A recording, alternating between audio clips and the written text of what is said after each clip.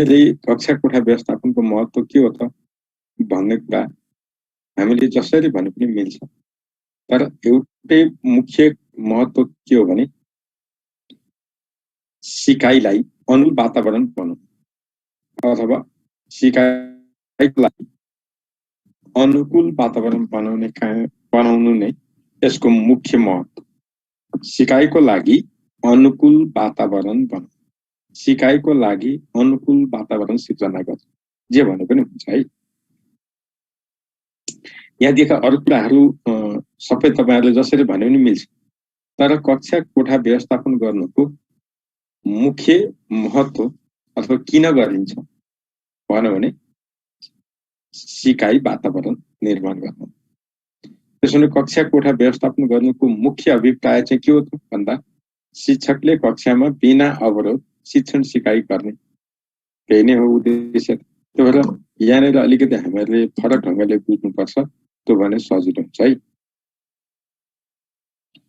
अब त्यसपछि हामी जान्छौं, त्यसो गर्दै गएपछि कक्षा कोठा व्यवस्थापन गर्ने यो तपाईहरुले चित्र देख्नुहुन्छ।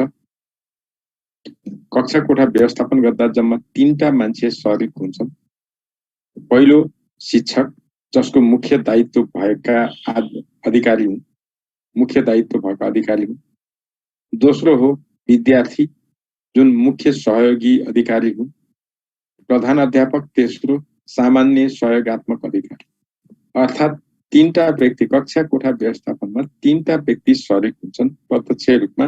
ती 3टामा शिक्षक चाहिँ मुख्य दायित्व भएका अधिकारी भए, विद्यार्थी सहयोगी भए, प्रधान अध्यापक पनि सहयोगी नै। अर्थात् प्रधान अध्यापकको भूमिका के हुँदो रहेछ? सहयोगात्मक। मुख्य भूमिका कसको हुँदो रहेछ? शिक्षक। यहाँसम्म त हामी अब कन्फ्युजन हुनु भयो। अब विद्यार्थीले के गर्छन् त भन्दा यहाँनेरि विद्यार्थीको के हेरिन्छ त भन्दा सहज बसाइ हेरिन्छ, कक्षा कोठाको नियम पालनाको स्थिति हेरिन्छ हैन। अनि त्यसपछि सामग्रीको प्रयोग र सुरक्षा हेरिन्छ, सक्रिय सहभागिता हेरिन्छ, सिकाइ अन्तरक्रियाको कुरा गरिन्छ, पृष्ठपोषण ग्रहण गर्ने, विद्यार्थीले ग्रहण गर्ने भन्नाले शिक्षकले दिएको पृष्ठपोषण स्वीकार्नु पर्यो नि। जस्तो तपाईहरुलाई मैले भनेको कुरा त मान्नु पर्यो नि, त्यही हो पृष्ठपोषण है। अब त्यो हिसाबले हेर्दाखेरि शिक्षकको चाहिँ के हो त? शिक्षकले के गर्छ त? सबभन्दा पहिला योजना गर्छ, पाठको उद्देश्य, शिक्षण सामग्री हैन। अनि पाठ योजना अनुरूपका क्रियाकलाप अनुकूल हुने गरी योजना गर्ने। त्यो योजना गरिसकेपछि त्यो योजनालाई संगठन तथा जनशक्ति व्यवस्थापन गर्ने, अर्थात् त्यो योजना कार्यान्वयन गर्नको लागि कामको जिम्मेवारी तोक्ने। जस्तो कक्षा सरसफाइको जिम्मा विद्यार्थी फलानो फलानो, दिएका सामग्रीहरू झुन्डाउने विद्यार्थी फलानो फलानो, अनि फलानो काम शिक्षकले गर्ने। जस्तो शिक्षण सामग्री जुटाउने काम त शिक्षकको हो नि त। यसरी ती सबै कुराहरू व्यवस्थापन गर्ने काम दोस्रोमा हो। पाठ योजना अनुरूपका क्रियाकलाप सञ्चालनमा सहजता हुने गरी सामग्रीको उपलब्धता, विद्यार्थीमा कामको बाँडफाँड, कक्षा नियम आदिको व्यवस्थापन गर्ने काम दोस्रो। तेस्रोमा के गर्दो रहेछ? शिक्षकले निर्देशन दिने, क्रियाकलापमा सहभागी हुन सिकारुलाई निर्देशन दिने, प्रोत्साहन गर्ने, उत्प्रेरित गर्ने जस्ता उपायहरू निर्धारण गर्छ। त्यसपछि चौथोमा गएपछि के गर्छ त? समन्वय तथा मूल्याङ्कन गर्ने काम छ। वैयक्तिक भिन्नता वा सिकाइ क्षमता अनुसार सिकाइको सुनिश्चितता गर्ने उपकरणहरू, पृष्ठपोषण, यी कुराहरू जुटाउने काम गर्छ कक्षा कोठा व्यवस्थापन। त्यसपछि प्रधान अध्यापकको पाला आउँछ। प्रधान अध्यापकले स्रोत साधनको आपूर्ति, नियमन, अनुगमन गर्ने काम गर्छ। यो भने के त? कक्षा शिक्षणमा जे सामग्री चाहिन्छ त्यो दिने, विद्यार्थीलाई बस्नको लागि चाहिने डेस्क, बेन्च, फर्निचर लगायत कालो पाटी सेतो पाटीको व्यवस्था गर्ने, चक, डस्टर, मार्कर के हुन् त्यो उपलब्ध गराउने, प्रोजेक्टरबाट पढाउनु पर्ने भए ती सामग्रीहरू उपलब्ध गराइदिने, यी सबै काम प्रधान अध्यापक। अनि सिकाइका लागि अनुकूल बाह्य वातावरण तयार गर्ने काम पनि प्रधान अध्यापक। अब यति कुरा गरिसकेपछि हामीले के बुझ्यौं भनेदेखि कक्षा कोठा व्यवस्थापन गर्ने मुख्य प्रमुख दायित्व शिक्षकको, सहयोगी दायित्व भनेको विद्यार्थी र प्रधानाध्यापक। अब त्यसपछि कक्षा कोठा व्यवस्थापनमा ध्यान दिनुपर्ने पक्ष के हो त भन्दा एउटा कक्षा कोठाको भौतिक वातावरणीय पक्षमा ध्यान दिनु पर्यो। हेर्नुस्, अब यो भौतिक वातावरणीय पक्ष भने के त? भौतिक भन्ने छुन सक्ने, देख्न सक्ने फिजिकल अब्जेक्ट्सहरू। त्यो हिसाबले हेर्दा के हो त? विद्यालयको भवन कसरी व्यवस्थापन गर्ने त भवन?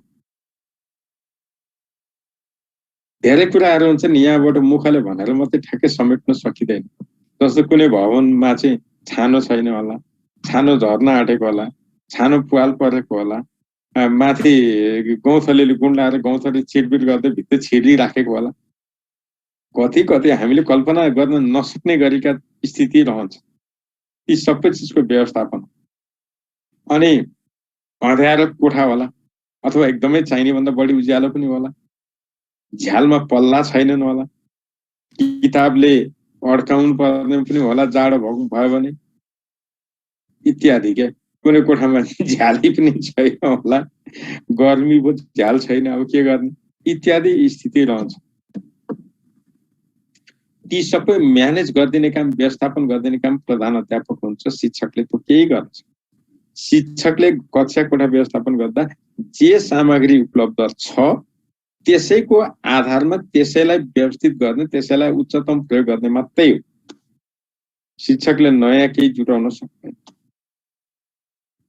यहाँनिर त्यो कुरा बुझ्नुपर्छ। त्यही भएर कक्षा कोठाको आकार प्रकार हैन, कक्षा कोठाको आकार प्रकार यी कुराहरू हुन्छ। अब त्यो अनुसार चाहिँ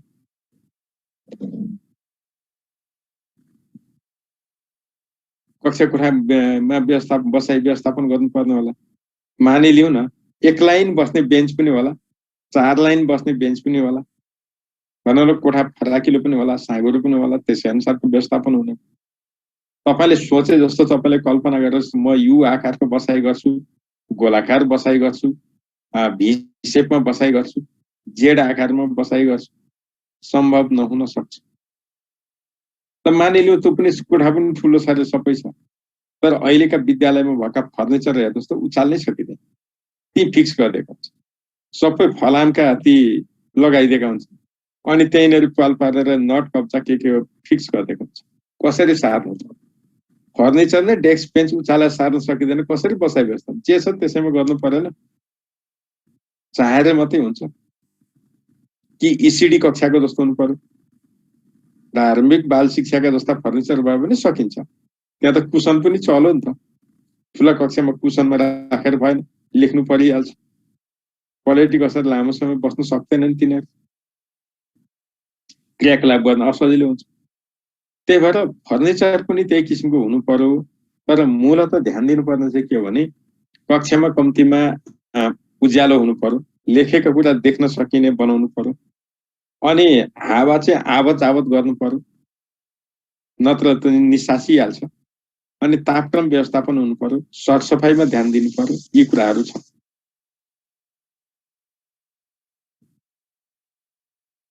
अब यहाँनिर मैले चाहिँ देखेको के हो भने यो वातावरणीय पक्षमा मूलत ध्यान दिनुपर्ने कुरा के हो भने शिक्षकले कक्षा कोठा सफा छ कि छैन त्यति गर्न सक्छ। त्यसमा कसैको सहयोग चाहिँदैन, गर्न सक्ने सरसफाइ नम्बर 1। नम्बर 2, त्यही भइराखेका जे सामग्री छन् त्यसलाई यथास्थानमा तत्तत मिलाएर राख्नु। जस्तै हामीले भन्छौँ नि, ठिकै छ मसँग लुगा छैन, मैलो छ, च्यातिकै छ, तर च्यातेको लुगा मैले टालटुल गर्न त सक्छु नि यार, टालटुल गरेर लाउन त सक्छु नि, धोएर सफा त गर्न सक्छु नि। त्यतिसम्म गर्न सक्नु व्यवस्थापन हो। यहाँ त्यति शिक्षकले गर्न सक्छ। कुनै बेचमा काँटी यस्तो भएर तेर्सेको छ, विद्यार्थी बस्छन् त त्यहाँ? बस्दैन। ध्यान कहाँ जान्छ? त्यो काँटीले गोज्छ, मेरो लुगा च्यातिन्छ, उनीहरूको ध्यान त्यहाँ जान्छ। अनि पढाइमा कसरी लाग्ने त? त्यति त एउटा ढुङ्गा ल्याएर टिचरले हानेर पनि त्यसलाई ठिक पारिदिनु पर्यो नि। त्यो पनि कक्षा कोठा व्यवस्थापन, त्यो पनि भौतिक पक्ष। झ्यालको पल्लाहरू खोल्ने, झ्याल छैन भने कहाँबाट उज्यालो आउने ठाउँ हो मिलाउनु पर्यो। आदि यी सबै। फर्निचरको व्यवस्थापकीय पक्ष भन्छ। अब स्कुल गुना हुन्छ, धनी स्कुल भए टेबल कुर्सी दराज कक्षा कोठामै हुन्छ, र्याक। अब त्यस्तै सामान्य दुःख जिलो गरेको स्कुल छ भने नहुन सक्छ। कतिपय ठाउँमा त डेस्क बेन्च छैन, अब के गर्न छैन, आजको दिनमा पनि छैन, के गर्न त विद्यार्थीलाई उठाइ उठाइ पढाउने। ल नानी बाबु भोलि आउँदा सबैले पिडा गुन्द्री चकटी जे छ बोकेर आऊ, आफ्नै ओछ्याउ बस्छ पढ भन्ने पनि व्यवस्थापन, त्यसो भन्नु पनि व्यवस्थापन। त्यही भएर यहाँनिर हामीले जसरी सोचेका छौँ त्यो मात्रै होइन है। तर यहाँ हामीहरूको आँखामा के हुनु पर्यो, शिक्षकले के गर्न सक्छ त्यो मात्रै कुरा गर्ने। शिक्षकको काबु बाहिरको कुरा हामी यहाँ गर्दै, उसले गर्न सक्ने कुरा मात्रै गर्छ। अब कक्षा कोठा सजावट भन्छ। यो सजावट भनेको त्यो बिहेमा घर सजाए जस्तो भनेको होइन। यो भनेको के हो भने कक्षा कोठामा कम्तीमा विद्यार्थीले चित्र बनाए, कथा लेखे, कविता लेखे, के गरेका छन् त सृजनात्मक, त्यसलाई प्रोत्साहन गर्नलाई विद्यार्थीको नाम सहित उनीहरूले गरेका क्रियाकलाप कहाँ टाँस्ने हो, कहाँ सबैले देख्न पाउने गरी, सबैले प्रयोग गर्न पाउने गरी गर्न सकिन्छ त्यो मिलाउनु। सूचना पार्टीमा टाँस गर्नु पनि व्यवस्थापन हो। कक्षा कोठामै भित्ता भित्तामा टाँस्नु पनि व्यवस्थापन हो। सबै विद्यार्थीलाई एक एक कपी बाँड्ने, पढिसकेर फेरि यथास्थानमा राख्नु पनि व्यवस्थापन हो। त्यस्तै कालो पार्टी सेतो पार्टीको व्यवस्थापन, यी कुराहरू छ। अब यहाँनिर हेर्नुहोस् है, अब विद्यार्थीको बसाइ व्यवस्थापन गर्दा कक्षा 5 सम्म 0.75 वर्ग मिटर प्रति विद्यार्थी क्षेत्रफल चाहिँदो रहेछ। कक्षा 6 देखि 10 सम्मको लागि 1 वर्ग मिटर स्थान चाहिँदो रहेछ। विद्यार्थीको लागि हुनुपर्ने प्रावधान यो शिक्षा नियमावलीले गरेको छ भने प्रारम्भिक बाल शिक्षाको लागि आदर्श भनेर यो चाहिँ मापदण्डमा तोकेको छ, 2 वर्ग मिटर मानेको छ आदर्श, तर यति नहुन सक्छ। अब यी कक्षा कोठाको उचाइ पहाड र हिमालमा 9 अनि तराईमा 10 फिट तोकिएको छ। विद्यार्थीलाई अंग्रेजी अक्षर UOV आकार, यहाँनिर अब जेड पनि थपिदिँदा हुन्छ, किनभने जेड पनि हो। अहिले कोरोनाको बेलामा तपाईहरुलाई सोध्ने एउटा प्रश्न हुन सक्छ, कोरोनाको कहरमा, कोरोनाको यस्तोमा विद्यार्थीहरूलाई कुन बसाइमा राखी शिक्षण गर्न उपयुक्त हुन्छ? जेड आकार। यहाँ अरू कुरा गर्न पाइएन। सुरक्षाको हिसाबले त जेड आकार हो नि त, एउटा विद्यार्थी उता एउटा विद्यार्थी उता, अनि त्यसरी जाने। यहाँनिर अरू विकल्प छैन। तपाईहरुले त्यो सोध्यो भने जेड आकार भन्नु पर्यो। बसाइ तथा लहरे बसाइ शिक्षणको आदर्श मानिएको छ। यु आकारको बसाइ सबभन्दा राम्रो मानिन्छ। यी कुराहरू छ।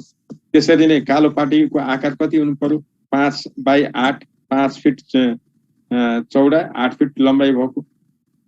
50 जना विद्यार्थीको लागि एउटा कक्षा कोठा तोकिएको छ। यी कुराहरू थाहा पाऊँ। त्यस्तै पुस्तक कुनाको कुरा मैले हिजो गरेँ, त्यही भएर अहिले मैले यसको बारेमा अरू कुरा भन्दिनँ। छापा सामग्री व्यवस्थापन। छापा सामग्री भनेको विद्यार्थीले हातले लेखेका कथा, कविता, निबन्ध सबै हुन्। विद्यार्थीले बनाएका चित्र पनि हुन्। छापिएको, मेसिनमा छापिएको मात्रै होइन, त्यो त मेसिनमा छापिएको छापा सामग्री भयो। यो विद्यार्थीले हातले लेखेको हस्तलिखित सामग्री भयो। कुनै शिक्षकले पनि बनाएको हुन्छ नि त यार, शिक्षकले पनि त सिर्जना गरेको हुन्छ नि ती सबै। अनि विद्यार्थीको समूह निर्माण र प्रयोग, अभिलेख व्यवस्थापन।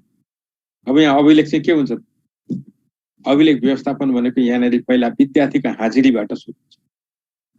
हाम्रो बानी के छ भने नि अभ्यास, विद्यार्थीको हाजिरी शिक्षकले गर्नुपर्छ। पासाङ यस सर, जनक यस सर, माधव यस सर भन्नुपर्ने हाम्रो प्रवृत्ति हो। त्यसो भन्नु चाहिँ हाजिरी हो भन्ने हाम्रो बुझाइ छ, तर वास्तवमा त्यसो गर्ने होइन। गर्न चाहिँ कसो हो भने हाजिर खाता विद्यार्थीको कक्षामै राखिदिने। तपाईँ अफिस जाँदा जसरी तपाईँले हाजिर आफै गर्नुहुन्छ आफ्नो हाजिरी, त्यसै गरी विद्यार्थी सबैले आफ्नो हाजिरी आफै गर्छ। जो पहिले गए पहिले त्यसैले हाजिरी गर्छ, त्यसमा के शंका भयो? त्यसो गर्दा शिक्षकको टाइम त 45 मिनटको टाइम त पढाउने मात्रै हो नि, हाजिरी गर्न छुट्याएको हो र होइन? हामीले गलत प्रयोग गरेका छौँ, त्यो प्रयोग हाम्रो गलत हो। विद्यार्थीले आफै हाजिरी गरिहाल्छन्। ल ठिकै छ, कक्षा 1 का विद्यार्थीले 2-4 दिन जान्दैनन्, केही नभए चिनो लाउन त जान्दछ नि कक्षा 1 कोले पनि। अरू विद्यार्थीले त आफ्नो रोल नम्बर थाहा भइहाल्छ, यहाँनिर मेरो नाम छ भन्दै हुन्छ, उसले दिने पछि आफ्नो हाजिरी जनाउँछ। शिक्षकले को विद्यार्थी आए, को आएनन्, कतिजनाले हाजिर गरे, कक्षामा धेर्छन् कि थोर्छन्, 1 मिनेटमा सबै कुरो थाहा पाउँछ। हाजिर खाता कक्षामा छिर्ने बित्तिकै पल्टाउँदा थाहा पाउँछ। त्यसो गरे हुँदैन, गर्नुपर्ने चाहिँ त्यसो है। तपाईहरुलाई सेकेन्ड पेपरमा लेख्न काम लाग्छ। तर हामी यहाँ के गर्छौं, फलानो यस मिस, फलानो यस सर भनेर बोलाइदिँदाखेरि हाजिरी भयो भन्दै बुझ्छु। त्यो हाजिरी अभिलेख एउटा हो। अर्को अभिलेख के त, विद्यार्थीले गरेका क्रियाकलाप पनि अभिलेख हुन्, शिक्षकले गरेका क्रियाकलाप पनि अभिलेख हुन्। हामीले हिजो पढ्यौं नि कार्य सञ्चयीका विद्यार्थीको पोर्टफोलियो, त्यो सबै म्यानेज गरेर ती सबै अभिलेख कहाँ राख्ने त? दराजमा होला। दराज छैन भने कहाँ राख्ने त? टेबलमा। त्यो पनि छैन कहाँ राख्ने त?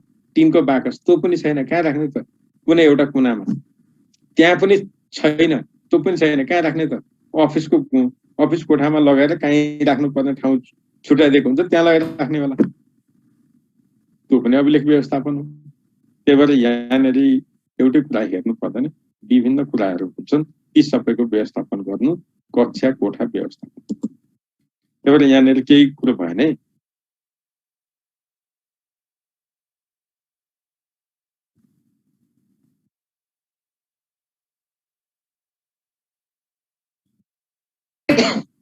हो, टेकबहादुर भण्डारीजी, पुस्तक कुनाको उचाइ 4 फिट हो। ल अब हामी कक्षा कोठा व्यवस्थापनको आवश्यकता भन्छौं। आवश्यकता भनेको यसले गर्ने यी आवश्यकताहरू हुन्। आवश्यकता केले हुन्छ त? सबभन्दा पहिलो हेर्नुस् है, यो दृष्टिविहीन, अपाङ्ग, बहिरा, सुस्त मन यिनीहरूलाई चाहिँ कम्तीमा आत्मविश्वास बढाउन, उनीहरूलाई अगाडि राख्ने, अलिकति प्राथमिकता दिए जस्तो गर्दिने, उनीहरूलाई अलिकति बढी केयर गरिदिने काम यसले गर्छ।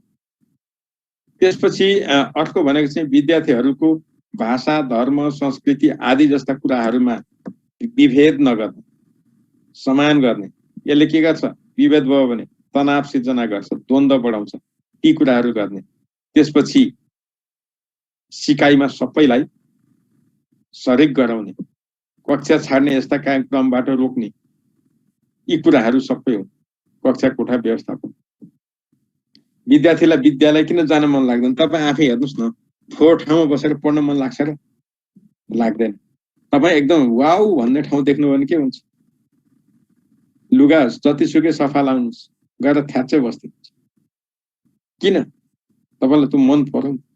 कक्षा कोठा भनेको पनि त्यस्तै हो। बिहान 10 बजेदेखि 4 बजेसम्म बस्नुपर्छ, एकछिन हो र? टोयलेट गए जस्तो हो र? टोयलेट जाबुत 5 मिनट 10 मिनट जान त तपाईँ सफा नभइकन जान सक्नुहुन्न। कक्षा कोठामा त 10 बजेदेखि 4 बजेसम्म बस्नुपर्छ, सफा चाहिएन?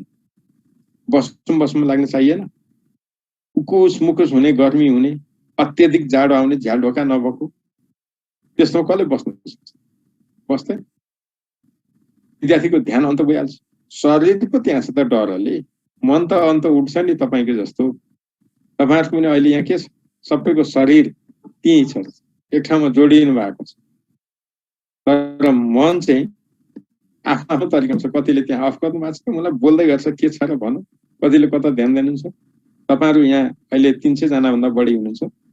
यसमध्ये मलाई लाग्छ मुस्किलले 40-45 जनालाई चाहिँ साँच्चै राम्रोसँग तपाईँहरू सुन्नु भएको छ, ध्यान दिनु भएको छ, नोट डाउन गर्नुहुन्छ, अन्डरलाइन गर्नुहुन्छ। अरू बाँकी त उपस्थिति पुर्याउने गणपूर्वक संख्या भने संख्या जस्तो मात्रै लाग्छ मलाई तपाईँहरूको यहाँ अवस्था हेर्दाखेरि।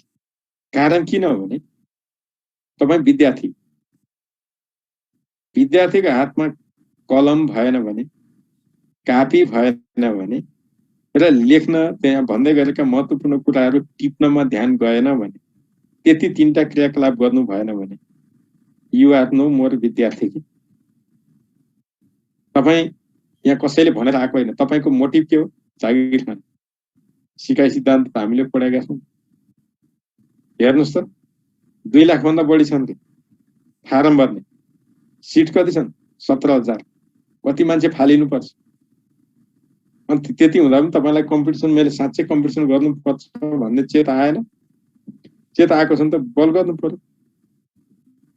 त्यसको लागि त विशेष बल गर्नु पर्यो, अनि मात्रै हुन्छ, नत्र त हुँदैन। यो कुरो त ख्याल गर्नु पर्यो। त्यही भएर यहाँनिर हामीले यो कुरालाई नजरअन्दाज नगरौँ। यहाँ भन्दै गरेका महत्त्वपूर्ण कुराहरू तपाईँलाई एक्जाममा कतैबाट पनि सोध्छ। त्यही भएर यो याद गर्नुपर्छ। अब हामीले कक्षा कोठा व्यवस्थापनमा विविधताको व्यवस्थापनका कुरा गरौँ। विविधताभित्र सबभन्दा पहिला भाषाको कुरा गरौँ। भाषा व्यवस्थापन भनेको नेपालमा अहिले 131 वटा भाषा छ। यी सबैलाई राष्ट्र भाषा भनिन्छ। यसमा के कुरो भएन। अब यसको बारेमा यहाँ गरेको छ, यसको बारेमा के भने मातृभाषामा शिक्षा पाउने अधिकारको कुरा हो। बहुभाषिक शिक्षा कार्यक्रम कार्यान्वयन निर्देशिका, हेर्नुहोस् है, यो के अरे निर्देशिका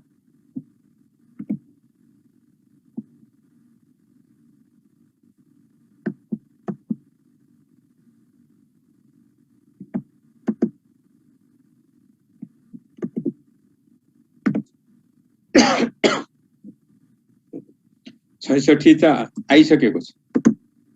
अब कक्षा कोठामा यहाँनिर मैले तपाईहरुलाई भन्ने, अब सबै लेखेर पार लाग्दैन, सबै कुरा लेख्न सम्भव पनि छैन। सिम्पली कुरा के बुझौँ भने नि, भाषिक व्यवस्थापन भनेको कुनै पनि नेपालको कन्टेक्स्टमा कुनै पनि विद्यालयमा 100% एउटै भाषा बोल्ने मात्रै विद्यार्थी हुँदैनन्। कम्तीमा 2 वटा भाषा बोल्ने विद्यार्थीको उपस्थिति रहन्छ। मानिलिउँ म नेवार भएँ, ठिक छ, मलाई नेवारी बोल्न आएन त बेग्लै कुरा हो, तर मेरो हुनुपर्ने मातृभाषा के हो त? नेवारी हो। भले म नेपाली धेरै राम्रोसँग बुझ्छु, त्यो बेग्लै कुरा हो। तर यहाँ भन्न खोजेको कुरा चाहिँ के हो भने, हाम्रा अधिकांश विद्यालयमा 2 वा 2 भन्दा बढी भाषा बोल्ने विद्यार्थीको उपस्थिति रहन्छ प्रत्येक कक्षामा। शिक्षकले शिक्षण गर्दाखेरि सामान्य शब्दहरू त नेपालीमा सबैले बुझ्छन्, तर केही जटिल प्रयोगहरू नबुझ्न सक्छन्। त्यस अवस्थामा के गर्ने त? उदाहरणको लागि मैले यहाँ रह भनेर लेखेँ, हेर्नुहोस् है, यो रह भनेर लेखेँ। अब यो रह भनेको तपाईहरु मध्ये धेरैले बुझ्नु भएन। मैले पढाउँदा यसरी पढाएँ, नेपाली शब्दै पढाएँ, तपाईहरु धेरैले बुझ्नु भयो। अब मैले के भने त, ए मगर भाषी विद्यार्थी यो रह भनेको के हो भन त? उनीहरुले भने। अब मैथिली भाषी विद्यार्थी हुनुहुन्छ नि, अरे यार यो भनेको यस्तो हो, यो भनेको यस्तो खाडी, मैले यसो भने ल, हेर्नुस् त। अब मैले खाडी भन्दै, मैथिली भाषी विद्यार्थीले बुझे, तर पहाडतिर बस्ने अरु समुदायका विद्यार्थीले बुझ्नु भएन। अब मैले के भन्छु उहाँहरुको लागि? दह भन्दै, ए उहाँले पनि बुझ्नु भयो। त्यति गर्दा पनि अरु के विद्यार्थी रहनुभयो, मानिलिउँ भोजपुरी विद्यार्थीले, ए यो केही होइन यार, यो भनेको यस्तो हो, पोखरी जस्तै हो, के अरे पोखरी जस्तै हो भने मैले। अब उहाँहरुले बुझ्यो। अनि यति गर्दा पनि बुझेन, मानिलिउँ एउटा तामाङ विद्यार्थी छ, ए लु यो यसलाई के भन्छन् तिमीहरुको तामाङ भाषामा, कसले बुझ्यौ भन त भन्दाखेरि विद्यार्थीले नि फलानो भनिदिन्छ नि। हो, यसरी विशिष्ट शब्दहरू कुनै गर्ने क्रममा विद्यार्थीलाई यसरी उनीहरुकै भाषामा बुझ्ने गरी अर्थ्याइदिनु, उदाहरण दिनु भाषिक व्यवस्थापनको एउटा उदाहरण हो। एउटा अर्को उदाहरण, मैले के भने, म दाहाल बाहुँ, ओइ काठा तँ यसो गर भने मैले शिक्षक, मैले एउटा शिक्षकले म दाहाल बाहुनलाई के भने, ए काठा तँ यसो गर, ओइ टपरे तँ यस्तो गर, पाइँदैन त्यसो भन्नु। हामी भन्छौँ नि, जस्तो के अरे नेवार समुदायको छ, ओइ दोबाटे तँ यसो गर, त्यसो भन्न पाइएन। ओइ थ्याप्से तँ यसो गर, त्यस्ता शब्द भन्न पाइएन। ओइ डाङ्ग्रा यसो गर भन्न पाइँदैन। कुनै पनि जाति संस्कृतिसँग सम्बन्धित हुने त्यस्ता खालका शब्दहरू प्रयोग गर्न पाइँदैन, भाषा प्रयोग गर्न पाइँदैन। सबैमा सम्मानजनक गर्नु पर्यो।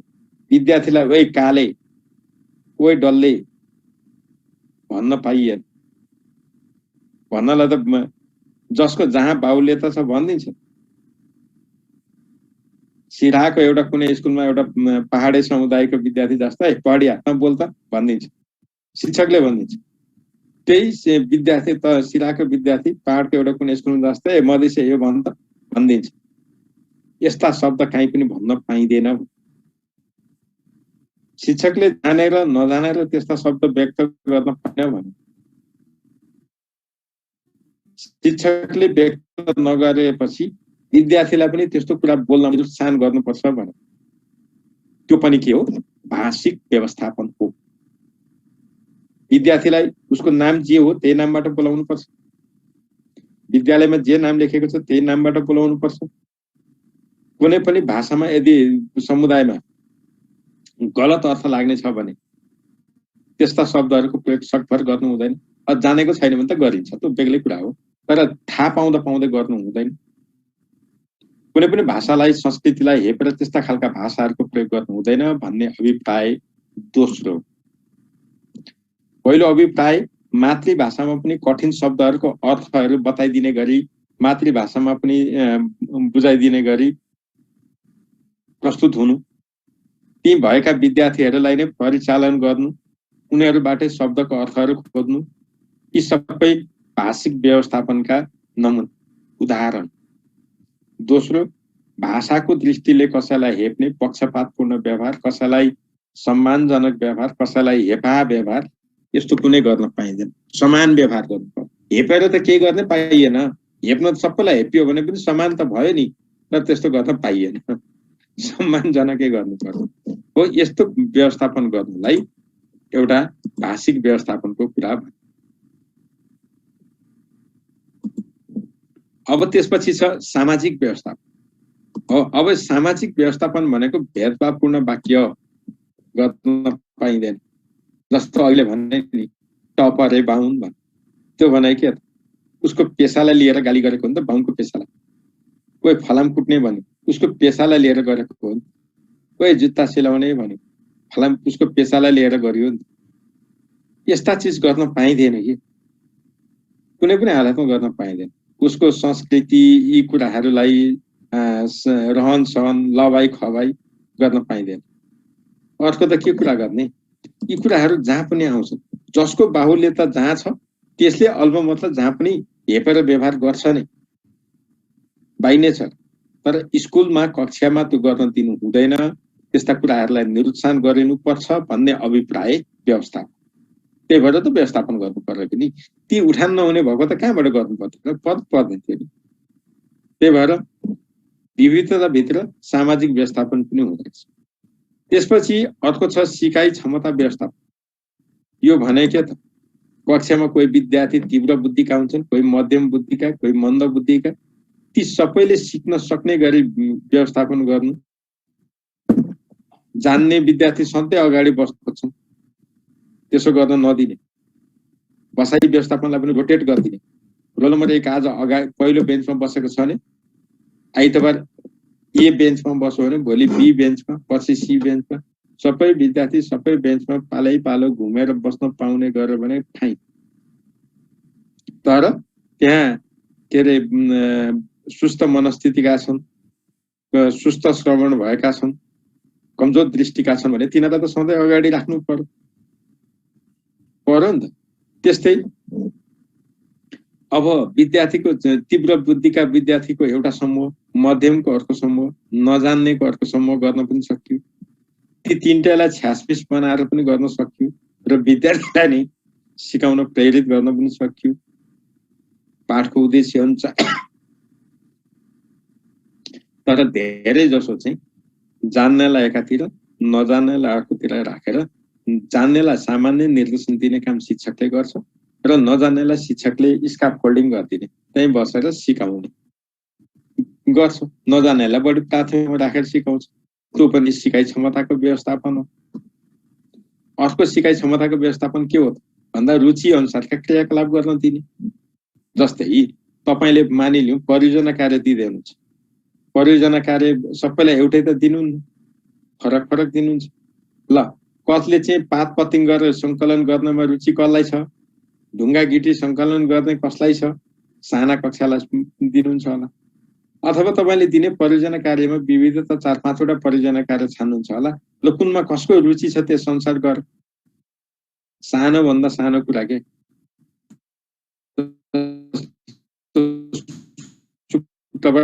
अतिरिक्त क्रियाकलाप गर्दाखेरि विद्यार्थीलाई हामी को खेल्न रुचि गर्छ, को रुचि गर्छ, नाचगानमा कसलाई इन्ट्रेस्ट छ, हात उठाउ भन्छौँ नि। हो ठिक त्यसै गरी परियोजना कार्य शिक्षण सिकाइमा कामको जिम्मेवारी दिँदा विद्यार्थीको रुचि क्षमता अनुसार दिनु पनि सिकाइ क्षमता व्यवस्थापन भित्र पर्दछ। अब यहाँनेरि यही सिकाइ क्षमताकै व्यवस्थापन गर्दाखेरि सबभन्दा मुख्य कुरा के हो त वैयक्तिक भिन्नता अर्थात् बहुभौतिकता अनुसारको व्यवस्थापन गर्नुपर्छ। यो गार्डनरले 1983 मा निकालेको यो तपाईलाई यहाँबाट चाहिँ तपाईलाई चार्न सक्छ। यो के अन्तर्गत पर्दछ? सिकाइ क्षमता व्यवस्थापन।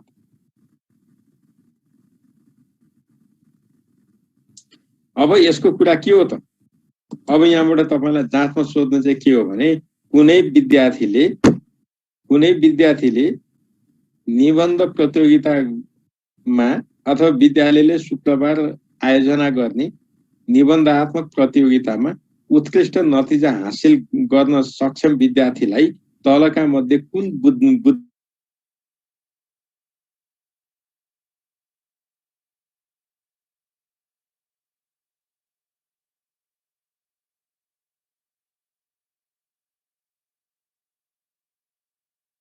मेरो नेटवर्क अहिले एकदम पुवर देखाएको छ, त्यही भएर मैले रिकन्फर्म गरेको। स्क्रिनहरु के देखेको छ कि छैन भनेर गरेको। मैले एडिसनल फेरि जोडे तर पनि मेरो सिग्नल कमजोरै आयो भने विद्यालयले आयोजना गर्ने शुक्रबार आयोजना गर्ने निबन्धात्मक प्रतियोगितामा उत्कृष्ट नतिजा ल्याउने विद्यार्थीमा कुन बुद्धि छ भन्न सकिन्छ। त्यस्तो भनेको भाषिक बुद्धि। भाषामा निपुण हुने विद्यार्थीलाई हामी के भन्दो रहेछौँ? भाषिक बुद्धि अथवा शाब्दिक बुद्धि, भाषागत। त्यस्तै स्पष्टसँग आफ्ना सञ्चार, आफ्ना कुराहरू, समस्याहरू बताउन सक्ने, आफ्ना समस्याहरू स्पष्ट रूपमा शिक्षकलाई बताउन सक्ने क्षमता भएका विद्यार्थीमा कुन बुद्धि छ भन्ने भाषिक बुद्धि। निबन्धमा मौलिकपना लेख्न सक्ने, मौलिक आन्सर दिन सक्ने, मौलिकपना झल्ने, सृजनात्मक उत्तर दिने, यी सबै कुन बुद्धि हुन्छ? भाषिक बुद्धि। भाषिक बुद्धि यो कुरा थाहा पाऊँ। त्यस्तै कुनै विद्यार्थीले तर्क राख्न सक्ने, वाद विवाद प्रतियोगितामा प्रथम स्थान हासिल गर्ने, द्वितीय स्थान हासिल गर्ने, यस्ता विद्यार्थीलाई हामी कुन बुद्धि भएको मान्छौँ? गणितीय बुद्धि वा तार्किक बुद्धि। त्यस्तै अदालतमा वकिलले जुन बहस पैरवी गर्छ त्यसलाई हामी के भन्छौँ? तार्किक बुद्धि अथवा गणितीय बुद्धि। कम्प्युटर क्याल्कुलेटर चलाएर समस्या समाधान गर्ने क्षमता कुन बुद्धि भित्र पर्छ? यही तार्किक वा गणितीय। धेरै पटक सोधिएको प्रश्न के हो भने विद्यार्थीहरूलाई कम्प्युटर क्याल्कुलेटर आदिको प्रयोग गर्न रुचि राख्ने कुन बुद्धि? यो सोधिएको छ। अब त्यस्तै त्रिभुवन विश्वविद्यालयलाई त्रिविबी अथवा टियु भनेर लेख्न सक्ने क्षमता नारायण प्रसाद तिवारीलाई नारायण तिवारी भन्ने क्षमता यो सबै कुन बुद्धि अन्तर्गत पर्दो रहेछ? तार्किक वा गणितीय बुद्धि। लामा वाक्यलाई छोटो कोडमा लेख्न सक्ने, संकेतमा लेख्न सक्ने क्षमता, पत्रकारले लेख्ने भाषा, यो सबै केमा पर्दो रहेछ? गणितीय बुद्धि।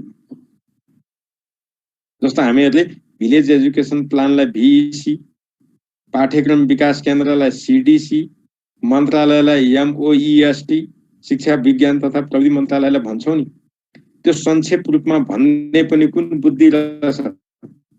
तार्किक वा गणितीय। यो कुरा थाहा पाउनु पर्यो। अर्को बुद्धि, कुनै विद्यार्थीले चित्र हेरेर व्याख्या गर्न सक्छ, नक्साको मजाले व्याख्या गरिदिन सक्छ, तालिका हेरेर व्याख्या गर्न सक्छ, वर्णन गर्न सक्छ, कुनै वस्तु देखाएर त्यसको बारेमा कल्पना गर्न सक्छ। यी सबै बुद्धिलाई हामी के मान्दा रहेछौँ? दृश्य बुद्धि। देखेर देखेको आधारमा त्यसको वर्णन, व्याख्या, विश्लेषण गर्ने सबै केमा पर्दो रहेछ? दृश्य बुद्धि।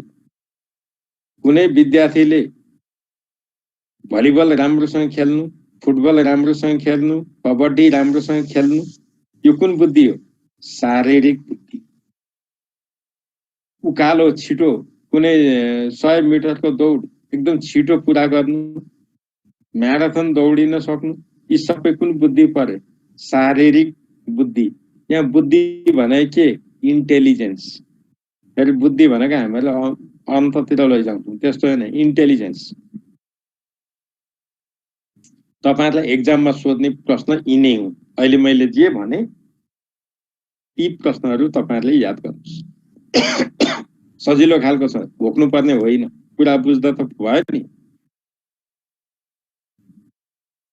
अब त्यसपछि शैक्षणिक संगठनमा जान्छौँ।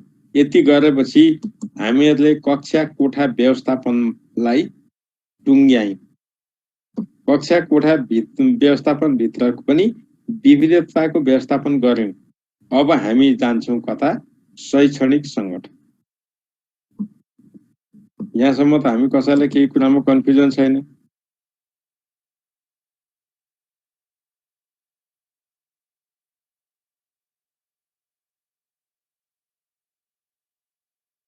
यो डोनाल्ड जोहारले आध्यात्मिक बौद्धिकता, मलाई थाहा छैन सर यो आध्यात्मिक बौद्धिकता। सरिताजी मलाई थाहा छैन, थाहा नभएको कुरो मैले भन्ने कुरै आएन। तपाईहरुले कहाँबाट फेला पार्नुभयो तपाईहरुले नै जान्नुस्। आध्यात्मिक बौद्धिकताको कुरो यहाँ कहीँ गरेको छैन। अहिले हामीले पढेको भनेको इन्टेलिजेन्स गरेको छ। गार्डको इन्टेलिजेन्स 1983 मा जे निकास त्यो गरेको छ र शिक्षक सेवा आयोगले यिनैबाट मात्रै क्वेशन अहिलेसम्म सोधेको छ। यो भन्दा क्वेशन सोधेको न लोकसेवाले सोधेको छ, न यता शिक्षक सेवा आयोगले सोधेको छ, कहीँ सोधेको छैन। ती दुवैले यसैबाट सोधेको भएर यो भन्दा बाहिर मैले जान सकिन है त। त्यही भएर तपाईको कुरा अब तपाई नै जान्नुस्। अब त्यसपछि शैक्षणिक संगठनको कुरा हो। सामान्यतः विद्यालयले सिकाउनका निमित्त निर्धारण गरेको शैक्षणिक क्रियाकलापहरू के हुन् त भन्दा शिक्षक, समय, विद्यार्थीको स्तर तथा क्षमता, सिकाइको विषय तथा सिकाइ सहजीकरणका रणनीतिलाई संगठित गर्ने, व्यवस्थित गर्ने स्वरूप नै शैक्षणिक संगठन। विद्यालय आफ्नो स्रोत साधन क्षमताको आधारमा शिक्षण सिकाइलाई नियमित र प्रभावकारी तुल्याउन गरेको पूर्व निर्धारित योजना नै शैक्षणिक संगठन। यहाँनिर अन्त पनि हामीले धेरै जान्नु पर्दैन। तपाईहरुले यो हात उठाएर काम छैन। सुभाष ठाकुरजी, तपाईहरुले यो हात उठाएर यहाँ के हुँदैन। तपाईहरुले के रे च्याट बक्समा तपाईहरुले नबुझेको कुराहरू गर्नुस्। रन्जुजी तपाईहरु त्यसो गर्नुस्।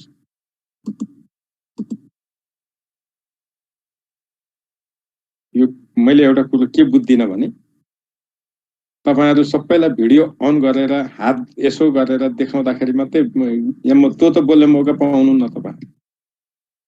तपाईहरुलाई एकजनाले बोल्ने मौका दियो भने त्यो घण्टौंसम्म तपाईहरुको कुरा सकिदैन। तपाईले च्याट बक्समा लेख्नुस्। तपाईले जे कुरो बुझ्नुहुन्न च्याट बक्समा लेख्नुस्।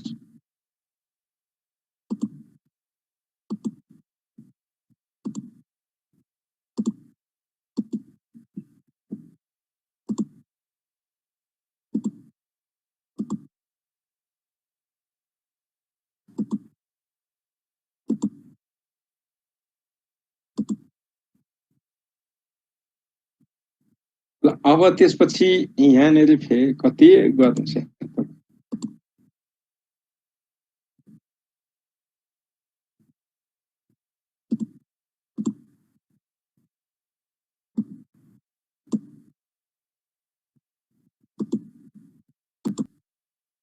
कक्षा शिक्षणलाई वर्ग शिक्षण पनि भनिन्छ।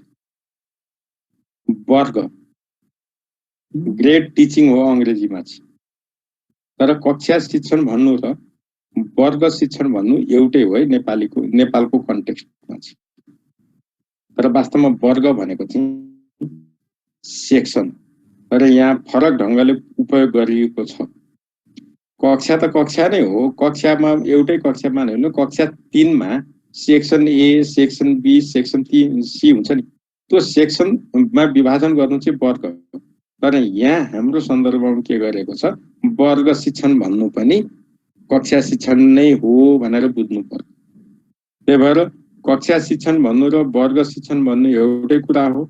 यहाँ के भनिन्छ भने एउटै शिक्षक बिहान 10 बजे कुनै कक्षामा प्रवेश गर्छ र त्यही शिक्षकले त्यो विद्यालयको पुरा समय त्यही कोठाभित्र बस्छ र पुरै समय सबै विषय त्यसैले पढाउँछ भने त्यस्तो खालको लाई ग्रेड टिचिङ भनिन्छ, अर्थात् कक्षा शिक्षण भनिन्छ, अर्थात् वर्ग शिक्षण भनिन्छ।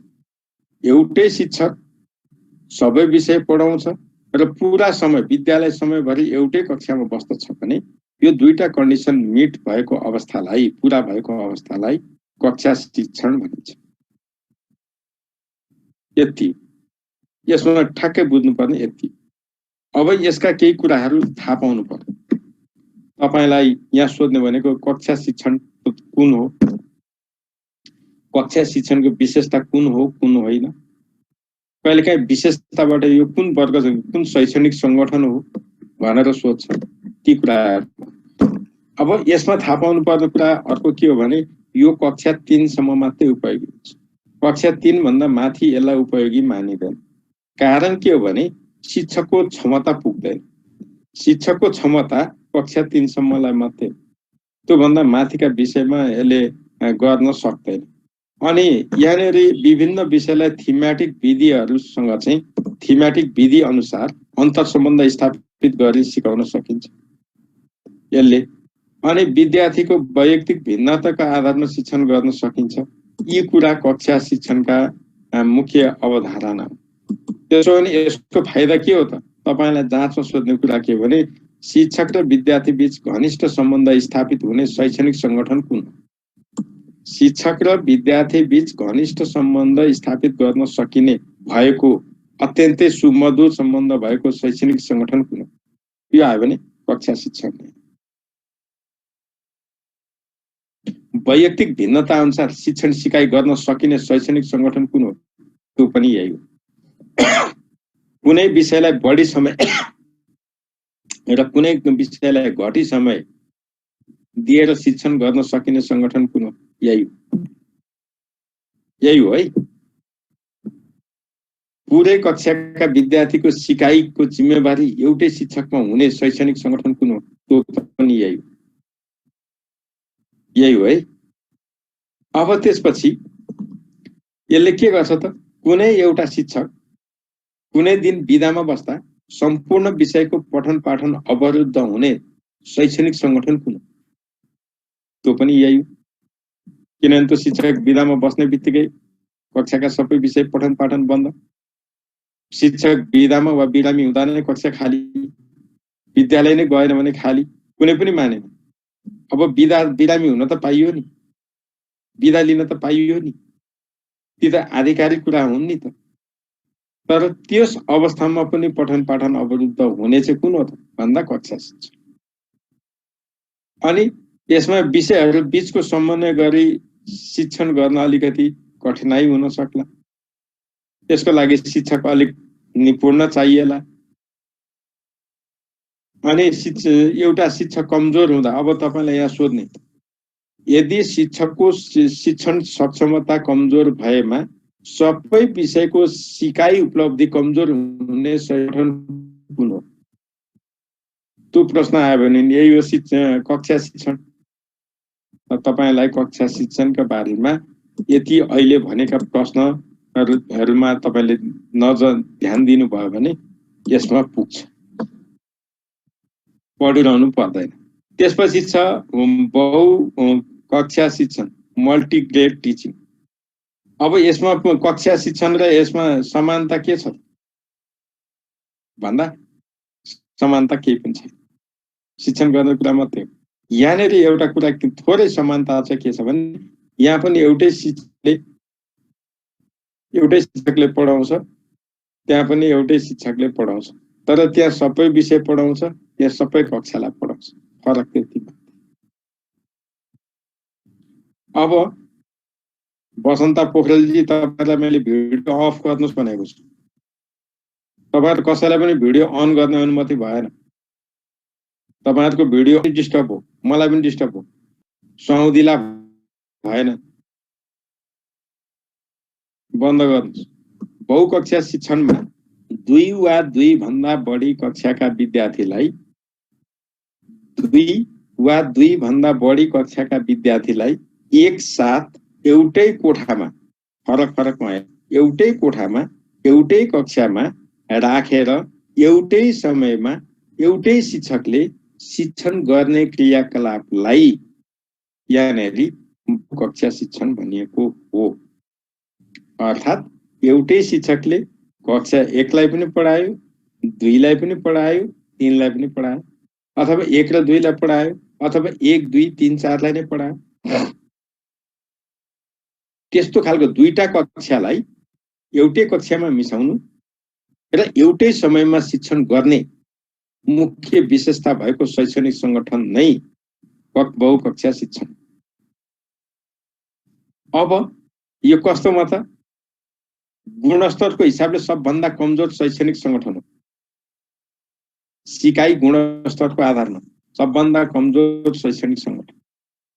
यो पनि तल्ला कक्षामा मात्रै सम्भव छ, माथिल्ला कक्षामा यो पनि सम्भव छैन। माथिल्ला कक्षा भनेको कक्षा 6, 7, 8 सम्म सम्भव छ, तर धेरै गाह्रो छ।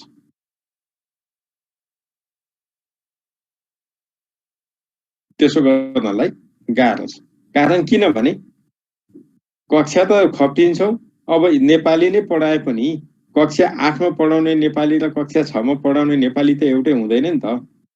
एकले अर्कोलाई त डिस्टर्ब त गरि नै हाल्छ। त्यही भएर यो माथिल्ला कक्षामा उपयुक्त हुँदैन, यो पनि कक्षा 1, 2, 3 मा मात्रै हो। यो पनि तल्ला कक्षामा मात्रै उपयोगी हुन्छ।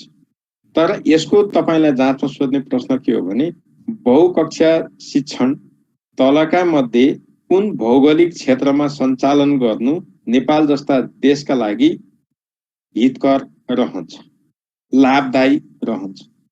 यस्तो गरी प्रश्न सोध्छ। त्यो सोध्नु भनेको के त दुर्गम हिमाली क्षेत्र जहाँ बस्ती पातलो हुन्छ, घरहरू पातला हुन्छन्। बस्ती पातलो हुनु भने के त विद्यार्थी पनि पातलै हुनु हो, विद्यार्थी संख्या कम हुनु हो, विद्यार्थी संख्या नपुग्नु हो। जति विद्यार्थी आउनु पर्थ्यो विद्यालयमा विद्यार्थी नै हुँदैन। हरेका एउटा मानिलिउँ 20 घर छन्, जम्मा 20 वटा घर भएको ठाउँमा विद्यार्थी त त्यही 20 जना 30 जना त होला नि, कति नै हो त। जहाँ बस्ती बाक्लो हुन्छ त्यही विद्यार्थी पनि बढी हुने हो। त्यो त जनसंख्याको सामान्य नियम नै हो।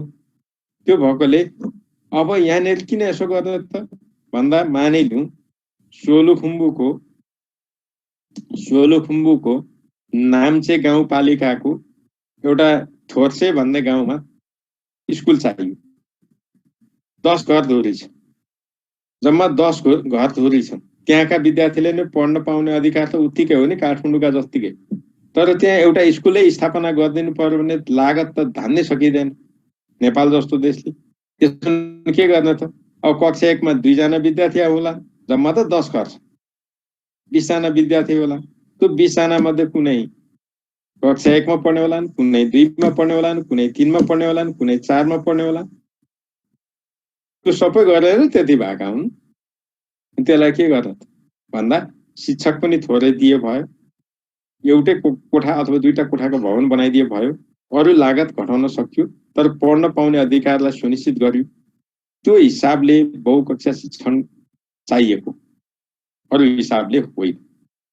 गुणस्तरको हिसाबले यो पटक्कै राम्रो चिज होइन, सबभन्दा कमजोर हो।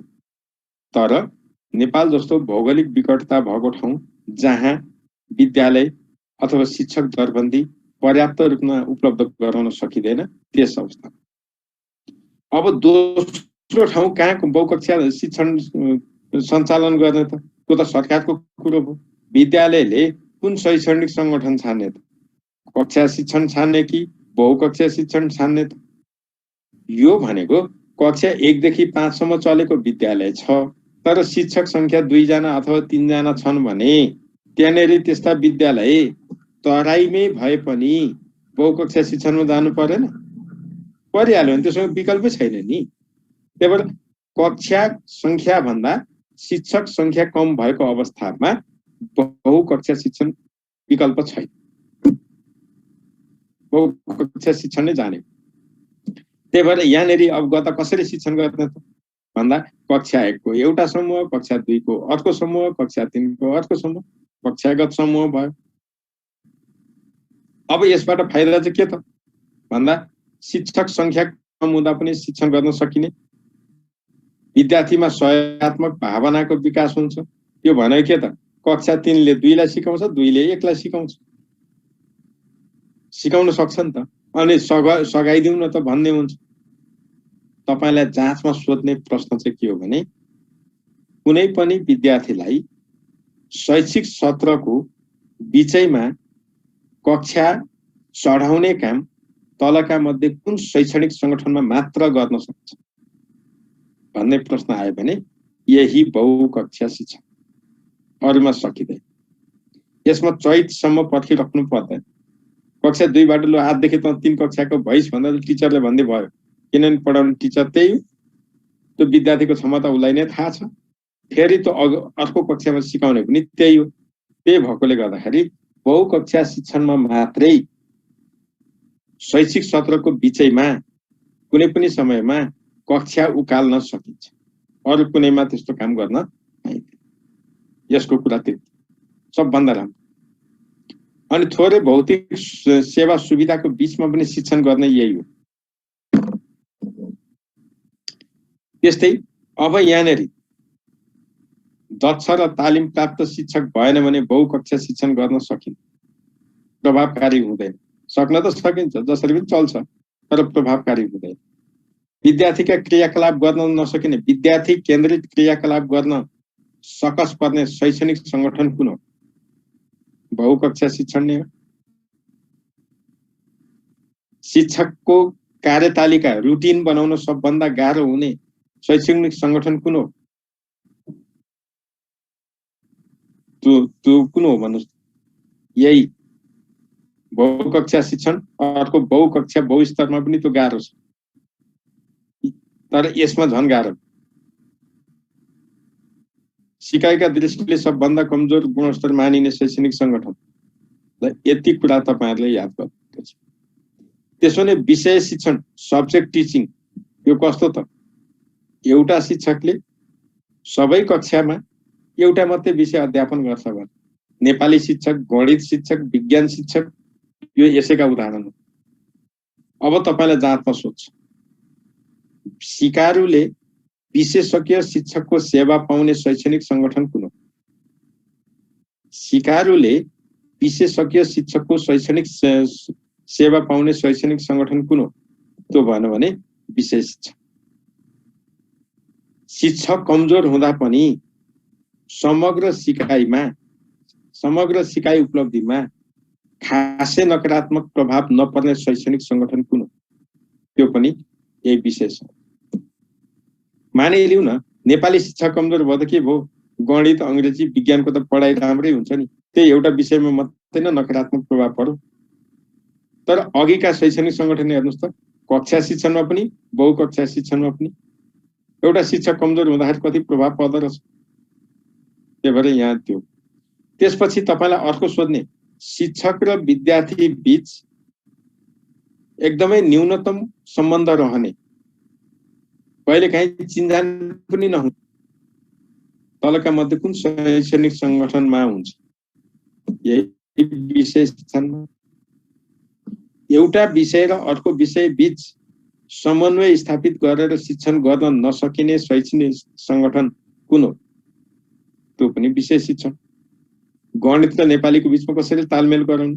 टिचरै फरक फरक छ, विषयवस्तु फरक भएको कुरा उनीहरूले थाहा पाउँदैन। ल अब त्यसो हुँदाखेरि यहाँनिर के भने त हामीले प्राज्ञिक रूपले सक्छौं विशेषज्ञ शिक्षकको सेवा लिने भनेको विषय शिक्षण रहेछ। एउटा शिक्षक कमजोर भए पनि अन्य विषयको सिकाइमा असर नपर्ने, शिक्षण सिकाइका विधि प्रकार तरिका एकदम राम्रोसँग गर्न सकिने। सबभन्दा यसको अर्को फाइदा के हो भने पाठ योजना निर्माण गर्न, शैक्षणिक रणनीति गर्न, शिक्षण सामग्रीहरू जुटाउन सबैभन्दा सहज हुने शैक्षणिक संगठन विषय शिक्षण। अब यसका के कुराहरू छ, जस्तो बेफाइदा भनेको विद्यार्थीले शिक्षक बीच घनिष्ठ सम्बन्ध नहुने, दक्ष र क्षमतावान शिक्षक पाउन त अब अहिले त नभनौं, विषयहरू बीच एकीकरण गर्न नसकिने, बाल केन्द्रित र क्रियाकलाप केन्द्रित भन्दा पनि विषय केन्द्रित शिक्षणमा जोड दिने भयो। हेर्नुस् है, विषय शिक्षण त्यो भएकोले यसमा हामीले अरू के कुरा गर्नु पर्दैन। अब यो हिसाबले हेर्दाखेरि हामीले के देख्यौं भनेदेखि यी कुराहरू गरिसकेपछि विषयहरूको बीचको समन्वय गर्न नसक्ने यी कुराहरू गर्यौं है। अब त्यसपछि हामीले पढ्नुपर्ने अर्को छ मल्टिग्रेड मल्टिलेभल के अरे बहुकक्षीय शिक्षण त हामीले गरिसक्यौं। यो मल्टिग्रेड मल्टिलेभल अथवा MGML, यसलाई हामी के भन्दो रहेछौं संक्षेपमा MGML। यहाँनिर हामीले विषय केन्द्रित चाहिँ गर्यौं, तर अब यो बहुकक्षीय बहुस्तर शिक्षण चाहिँ कस्तो हो भन्दा वास्तवमा सैद्धान्तिक रूपले भन्ने हो भने यसलाई शैक्षणिक संगठन भन्न चाहिँ सकिँदैन। यो अन्त चलेको छैन। इन्डियाको साउथ इन्डियामा ऋषि भ्याली भन्ने छ, ऋषि त्यस्तो भएछ है, यस्तो ऋषि भन्ने यो ऋषि भ्यालीमा चाहिँ यसको सुरु गर्यो।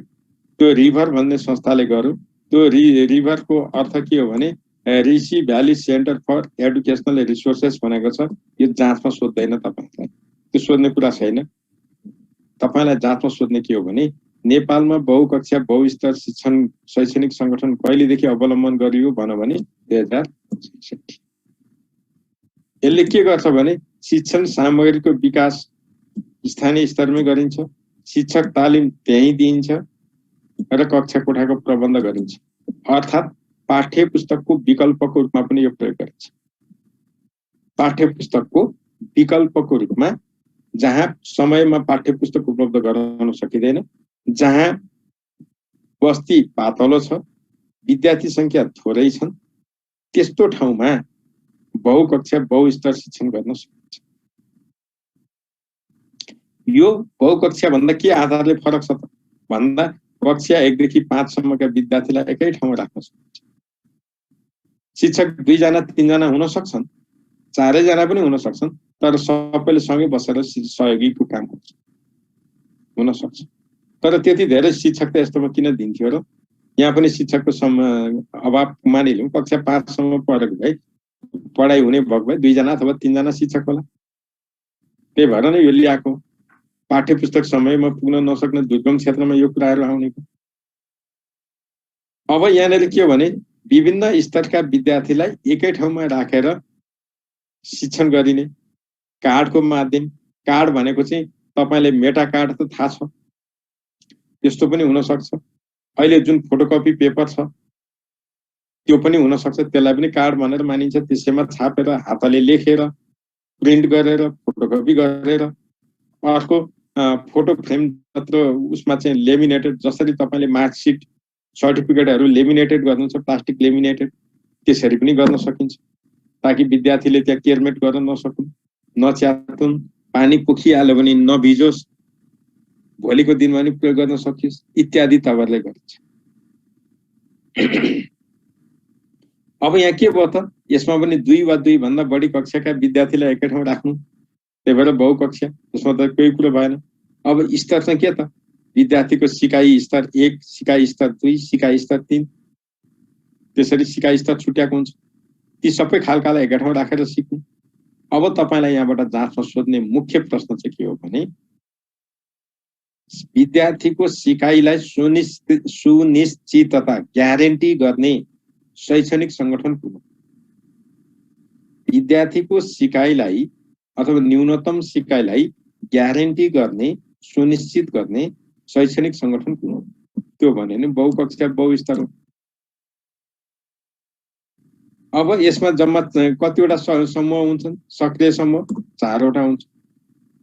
सिकारुले आफ्नो गति अनुसार सिक्न पाउने शैक्षणिक संगठन कुन हो? त्यो पनि बहुकक्षा बहुस्तर। छिटो सिक्नेले छिटै धेरै सिक्न पाउने, ढिलो सिक्नेले त्यही अनुसार सिक्न पाउने। त्यो कुरा यसमा गरियो है। अब यहाँनेरि आउँदाखेरि अहिलेसम्म 77 असार मसान्तसम्म 279 विद्यालयमा यो कार्यक्रम कार्यान्वयन गरिएको छ। 66 देखि सुरु भएको रहेछ। अब यहाँनेरि हामीलाई थाहा पाउनुपर्छ सिकाइको क्रम कुन? बहुकक्षा बहुस्तर शैक्षणिक संगठन अवलम्बन गर्दा तलका मध्ये कुन सिकाइ क्रम निर्धारण गरिन्छ भन्दा पहिलो परिचयात्मक क्रियाकलाप, त्यसपछि अभ्यास, त्यसपछि मूल्याङ्कन, त्यसपछि सुधार, त्यसपछि सुदृढीकरण अथवा सबलीकरण। यी 5 वटा सिकाइका क्रम निर्धारण गरिन्छ। कक्षामा सिकाउँदा पहिले जुन पाठ पढाउने हो त्यो पाठको बारेमा जे जति कुरा छ पहिला सिकाइयो। त्यो सिकाइसकेपछि त्यसमा उसले सिकेका कुरामा के अभ्यास गर्नुपर्छ त्यो गराउने। अभ्यास गरिसकेपछि उसलाई मूल्याङ्कन गर्ने, सिक्यो कि सिकेन, सिकेको छैन भन्ने लाग्यो जहाँ कमजोर सिक्यो त्यहाँनेरि सुधारात्मक शिक्षण गर्ने। त्यति गरिसकेपछि अझै सुधार्नु पर्ने ठाउँ कहाँ देखिन्छ त्यसलाई अझै बढी सुधारात्मक शिक्षण अथवा सुधारात्मक शिक्षण। जसले जहाँ सिकेन त्यो सिकाउने, अन्तिममा सिकेका कुरालाई अझै दर्बिलो बनाउने, अझै बलियो बनाउने, अझै दिगो बनाउने, अझै व्यापक बनाउने काम सबलीकरण। यो ढाँचामा शिक्षण सिकाइ हुन्छ। अरूमा यो ढाँचा छैन।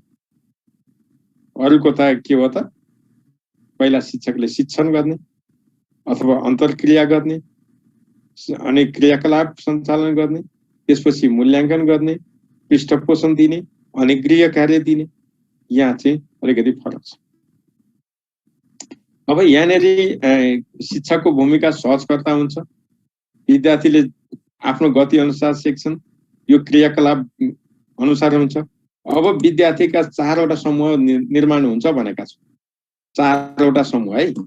यो 4 वटा समूह के हुन् त भन्दा पूर्ण शिक्षक सहयोग समूह, आंशिक साथी, स्व, यति 4 वटा समूह बनाइन्छ।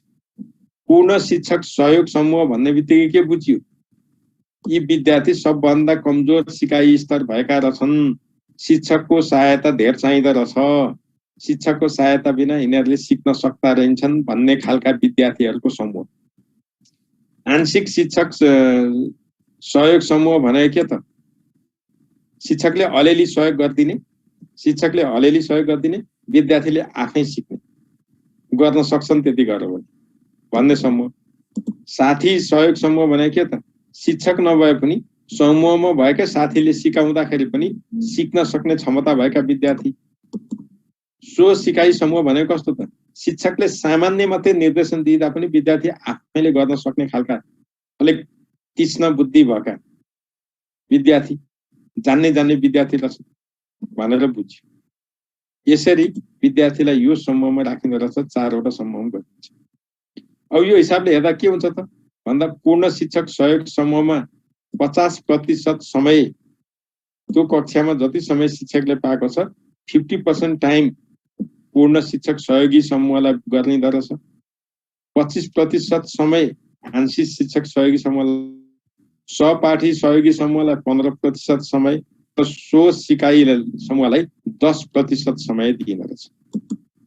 यसरी शिक्षकको जति समय छ त्यसलाई 100% मान्ने हो भने मानिलिउँ शिक्षकको समय 100 मिनेट छ भने, कक्षा 100 मिनेटको छ भने 50 मिनेट पूर्ण शिक्षक सहयोग समूहले पाए, 25 मिनट आंशिकले पाए, 15 मिनट सहयोगीले पाए, 10 मिनट स्वयं सिकाइ समूहले पाए। त्यति भने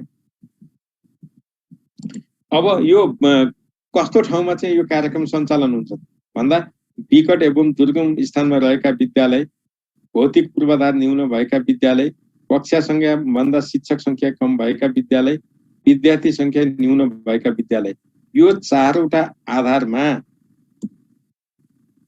यो MGML भन्ने कार्यक्रम, बहुकक्षा बहुस्तर शिक्षण दिने कि नदिने भन्ने कुराको निर्धारण समूह हुन्छ, सक्रिय समूह। तर यहाँ के गरिन्छ, चारवटा समूहको लागि चारवटा टेबल भनेर भनेको होइन। यहाँनेरि जम्मा सिकाइका जम्मा चारवटा खुड्किला हुन्छ, ल्याडर। सबभन्दा पहिला विद्यार्थी यो टेबलमा आएर बसे, नम्बर 1 टेबलमा। कक्षामा 10 बजे सबै विद्यार्थी छिर्छन्, सबै विद्यार्थी छिरे 10 बजे आएर टेबल नम्बर 1 मा वरिपरि विद्यार्थी बस्छ। यहाँ माथि जुन कार्डहरू हेर्नुस् त, यहाँनेरि A4 साइज पेपरमा राखिदिएको छ, सिक्ने सामग्री यसै गरी टेबलमा राखिदिएको हुन्छ। विद्यार्थी सबैको एउटै हलमा ठुलो हल बनाइदिएको छ, जे चिज चाहिन्छ त्यो सबै कुरो राखिदिएको छ। अनि यो एउटा टेबलमा विद्यार्थी बसे 10 बजे, 3 घण्टे लाग्यो सबै विद्यार्थी खुरो आएर त्यहाँ 10 बजे बसे।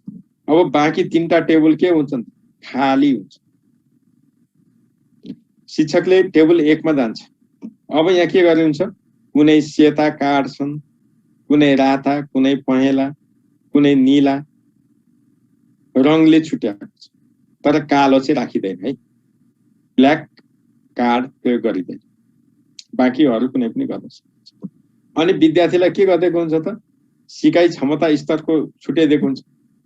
प्रत्येक कक्षाका विद्यार्थीलाई सिकाइ क्षमता स्तरमा कुन पर्छ, सबभन्दा न्यून, मध्यम, उच्च अथवा जान्ने अघिकै हिसाबले पूर्ण शिक्षक सहयोग समूहमा पर्ने हो कि केमा हो छुट्याइदिएको हुन्छ।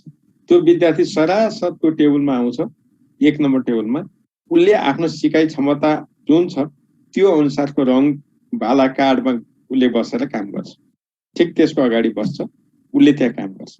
अब त्यो काम गर्नुभन्दा अगाडि शिक्षकले सबै खाले विद्यार्थीलाई निर्देशित गर्छ र अघि भने जस्तो पूर्ण शिक्षक समूह जुन छन् ती खालका विद्यार्थीलाई विशेष सहयोग गर्छ, अरूलाई सामान्य निर्देशन गर्छ। त्यसपछि 10 बजे छिरेका विद्यार्थी मानिलिउँ 20 जना थिए, 20 जना विद्यार्थी छन्, 10 बजे यो टेबल 1 मा आए। 11 बज्दा कुनै 2 जना विद्यार्थीले 11 बज्दा 2 जना विद्यार्थीले टेबल 1 सबै काम सके भने अब त्यो विद्यार्थी कहाँ जान्छन्, टेबल 2 मा जान्छन्। अब शिक्षक छ टेबल 2 मा र त्यो 2 जना विद्यार्थीलाई सामान्य निर्देशन दिन्छ र त्यो शिक्षक फेरि फर्केर कहाँ जान्छ, टेबल 1 मा जान्छ। अब टेबल 1 मा गइसकेपछि शिक्षकले बाँकी रहेका 18 जना विद्यार्थीलाई फेरि सहयोग गर्छ, कसलाई सिक्न कठिनाइ भएको छ त्यहाँ सपोर्ट गर्छ। एवं रीतिले टेबल 1 बाट विद्यार्थी टेबल 2 मा आउने क्रम जसले सक्दै जान्छन्, सकेका विद्यार्थी टेबल 2 तिर सर्दै जान्छन्। अन्तिममा मानिलिउँ 12 बजी सक्यो, अझै 5 जना विद्यार्थीले टेबल 1 सकेका छैनन् भने शिक्षकले टेबल 2 मा निर्देशन दिनेलाई जतिजना आउँछ प्रत्येकलाई निर्देशन दिन्छ, फेरि फर्केर शिक्षक टेबल 1 मै हुन्छ र त्यो 5 जनालाई विशेष सहयोग गर्छ। अब त्यो 5 जना जुन पछाडिका छन् ती विद्यार्थी पनि मानिलिउँ 1 बज्दासम्म सके, ती कहाँ आउँछन्, टेबल 2 मै आउँछ। अब 2 मा सक्नेले कहाँ गए, टेबल 3 मा। 3 मा सक्ने कहाँ गए, 4 मा। मानिलिउँ 5 जना विद्यार्थीले 2 बज्दा त्यो 4वटा टेबलमा तोकिएको सिकाइ लक्ष्य पूरा गरे। अब ती 4 जनालाई छुट्टी हुन्छ त, हुँदैन। ती 4 जना विद्यार्थीले अघि मानिलिउँ हरियो कार्डबाट सक्नेले रातो कार्ड सिक्न पाउँछ, सेतो कार्ड सिक्न पाउँछ, तर उनीहरूको इच्छामा भयो। यदि उनीहरूले सिक्न चाहे भने फेरि उनीहरू टेबल 1 मा जान्छन्, फेरि टेबल 1 मा जान्छन्। अघि आफूले पढेको भन्दा कार्डलाई हेर्दैनन्, अरू कार्ड उनीहरूले सिक्न चाहेको त्योभन्दा माथिल्लो क्षमताको कार्ड सिक्नपट्टि लाग्छ। त्यहाँ चाहिँ शिक्षकले सामान्य मात्रै सहयोग गर्छ। शिक्षकको ध्यान त पहिले जुन आधारभूत सिकाइका उद्देश्यहरू थिए, लक्ष्य थिए, त्यसैमा केन्द्रित हुन्छ। एवं रीतले मानिलिउँ यी विद्यार्थीहरू 4 बजेसम्म यहाँ काम गर्छ। अब 4 बज्दा छुट्टी हुन्छ त? यदि त्यहाँ भएका 20 जना विद्यार्थीले आज सिक्नुपर्ने न्यूनतम सिकाइ जे तोकेको छ त्यो सिके भनेदेखि 4 बजे छुट्टी, घन्टे लाग्छ। तर यदि मानिलिउँ 2 जना विद्यार्थीले सिकेका छैन, के हुन्छ त? छुट्टी हुँदैन। 5 बजेसम्म लाग्यो भने सिक्नै पर्छ।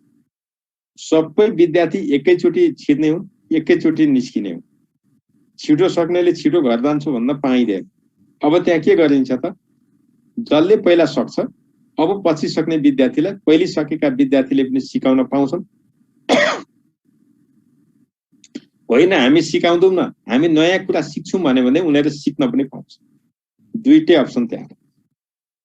मानिलिउँ आजको सिकाइ के थियो भने यी अङ्क 1 देखि 50 सम्म लेख्न सिक्ने भन्ने थियो आजको पाठको उद्देश्य। भने सबै विद्यार्थीले त्यो नसकिकन घर जान पाउँदैन।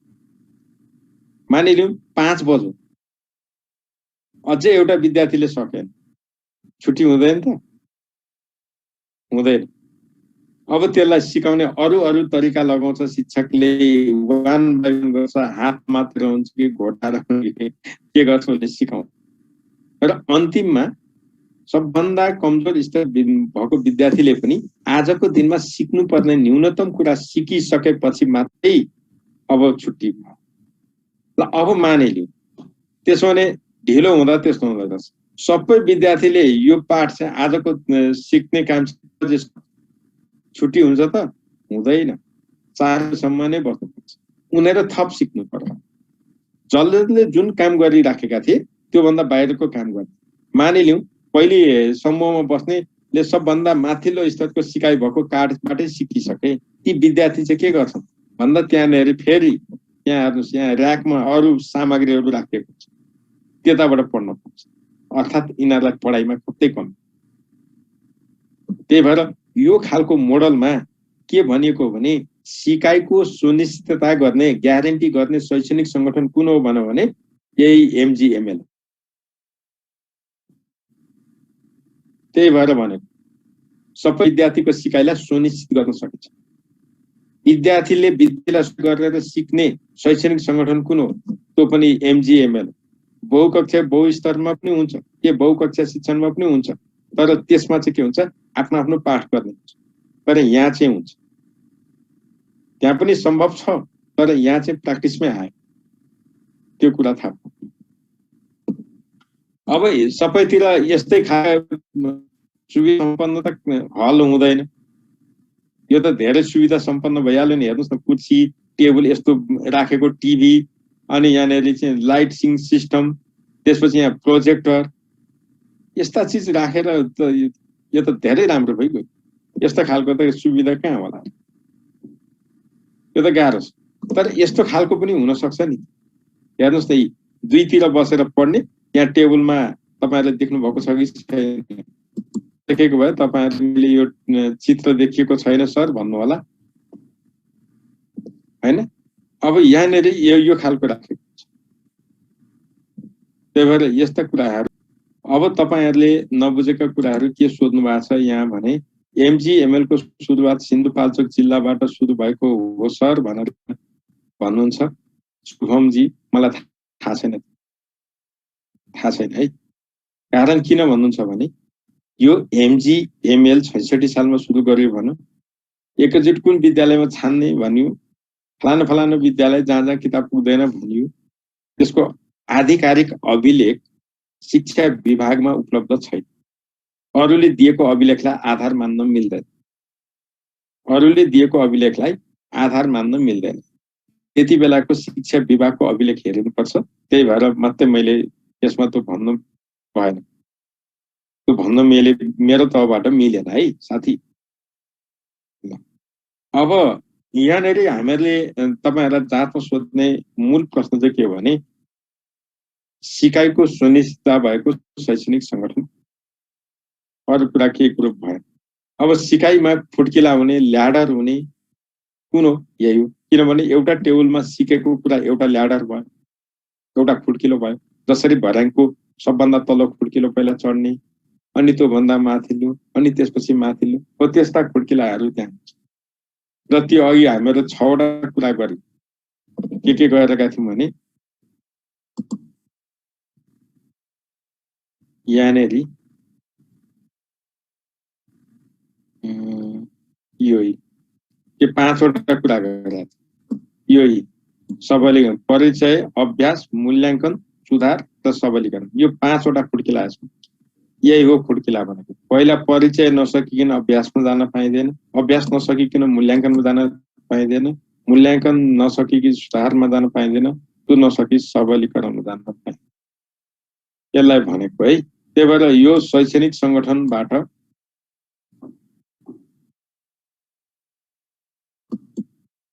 है, यसबाट तपाईहरुलाई जहाँबाट जसरी क्वेशन सोधे पनि एउटा क्वेशन आउँछ, बिगार्न पाइँदैन। यो भन्दा सजिलो युनिट तपाईको कुनै पनि उसमा छैन। यहाँ क्लासमा सुनेको भरमा पुग्छ, पढ्नु पनि पर्दैन। ल यति कुरा मैले गरे। तपाईहरुले खासै प्रश्न यहाँ सोध्नु भएको देखिन मैले। धेरै बुझ्ने गरी अरु कुरा मैले यहाँ के भन्दिन। यहाँ अरु कसैले क्वेशन त्यस्तो राख्नु भएको छैन। यो शिक्षा मन्त्रालयको दरबन्दी भनेको पनि थाहा छैन भने त तपाई नपढे पनि हुन्छ यार। साह्रै दयनीय अवस्था हो। दरबन्दी भनेको थाहा हुँदैन। त्यहाँ कतिजना कर्मचारी छन् भन्नुलाई दरबन्दी भनेको हो क्या। जाँचो सोध्दैन क्या त्यस्ता कुरा। दरबन्दी भनेको के भन्ने त्यस्तो क्वेशनमै सोध्यो भने त हाँसो उठ्दो भइहाल्छ तपाईहरुको त। तपाईहरु भनेको यत्रो व्यस्त गरेर आउनुभएको मान्छे, दरबन्दी भनेको यत्रो हामीले पढिसक्यौं, थाहा छैन भन्नु लाज हुन्छ है। अब प्लिज त्यस्तो कुरा नगर्नुस्। दरबन्दी भन्ने बित्तिकै कतिजना कर्मचारी काम गर्ने कर्मचारीको दरबन्दी हो, कतिजना शिक्षकले पढाउने शिक्षक दरबन्दी हो, कतिजना शिक्षकको तलब सरकारले बिहोर्ने भनेको अर्को हिसाब। त्यति त यति कुरो पनि थाहा छैन भन्न चाहिँ मिल्दैन क्या। तपाईहरु किन मिल्दैन भने नि, तपाईहरु प्र्याक्टिस टिचिङ त कहीँ न कहीँ जानु भएको छ। चाहे +2 मा होस्, चाहे ब्याचलरमा होस्, चाहे एमएड गर्दा होस्, अथवा तपाईं त्यहाँ जानु नै भएन भने नि कहीँ न कहीँको त्यो रिपोर्ट त बनाउनु भएको छ। फलाना विद्यालयमा यति दरबन्दी छन्, यति शिक्षक छन्, यति महिला छन्, यति पुरुष लेख्नु भएकै छ प्रतिवेदन। त्यस्तो कुरो पनि थाहा छैन भन्दा नलेख्नुस्। अरु कुरा सोध्नुस् न, नबुझेको कुरा सोध्नुस्, जाँचमा आउने खालका कुराहरु भन्नुस्, अनि पो सहज हुन्छ। यो बहुकक्षा बहुस्तर शिक्षण पनि तल्ला कक्षामा मात्रै हुन्छ, माथिल्ला कक्षामा हुँदैन है मेनुकाजी। तल्ला कक्षामा मात्रै, माथिल्ला कक्षामा यो पनि सम्भव हुन्छ, मिल्दैन। अब त्यसपछि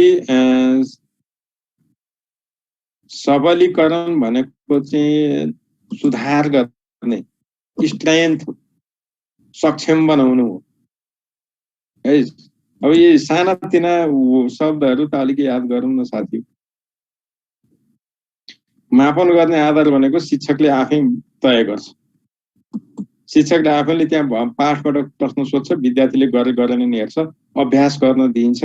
त्यो अभ्यासमा राम्रो गर कि गरेन त्यसको आधारमा छुट्याउँछ। शिक्षकले मजाले छुट्याउन सक्छ।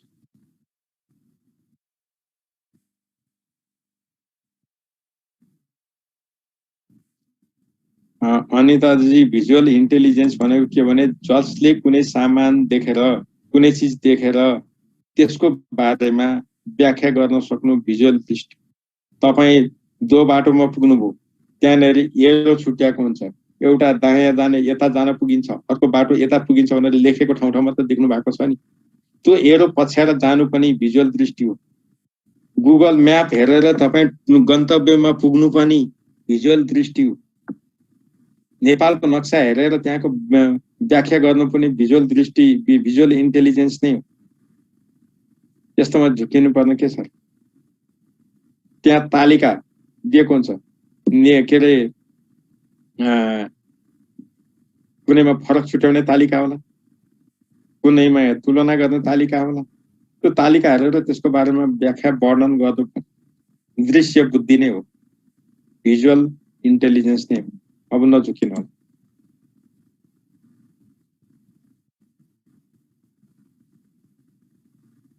चित्र बनाउनु चाहिँ दृश्य बुद्धि होइन, बनेको चित्रमा व्याख्या गर्नुहुन्छ, अथवा तपाईले चित्र बनाएर त्यसको आधारमा व्याख्या गर्नुहुन्छ भने हो, तर चित्र बनाउनु चाहिँ होइन है।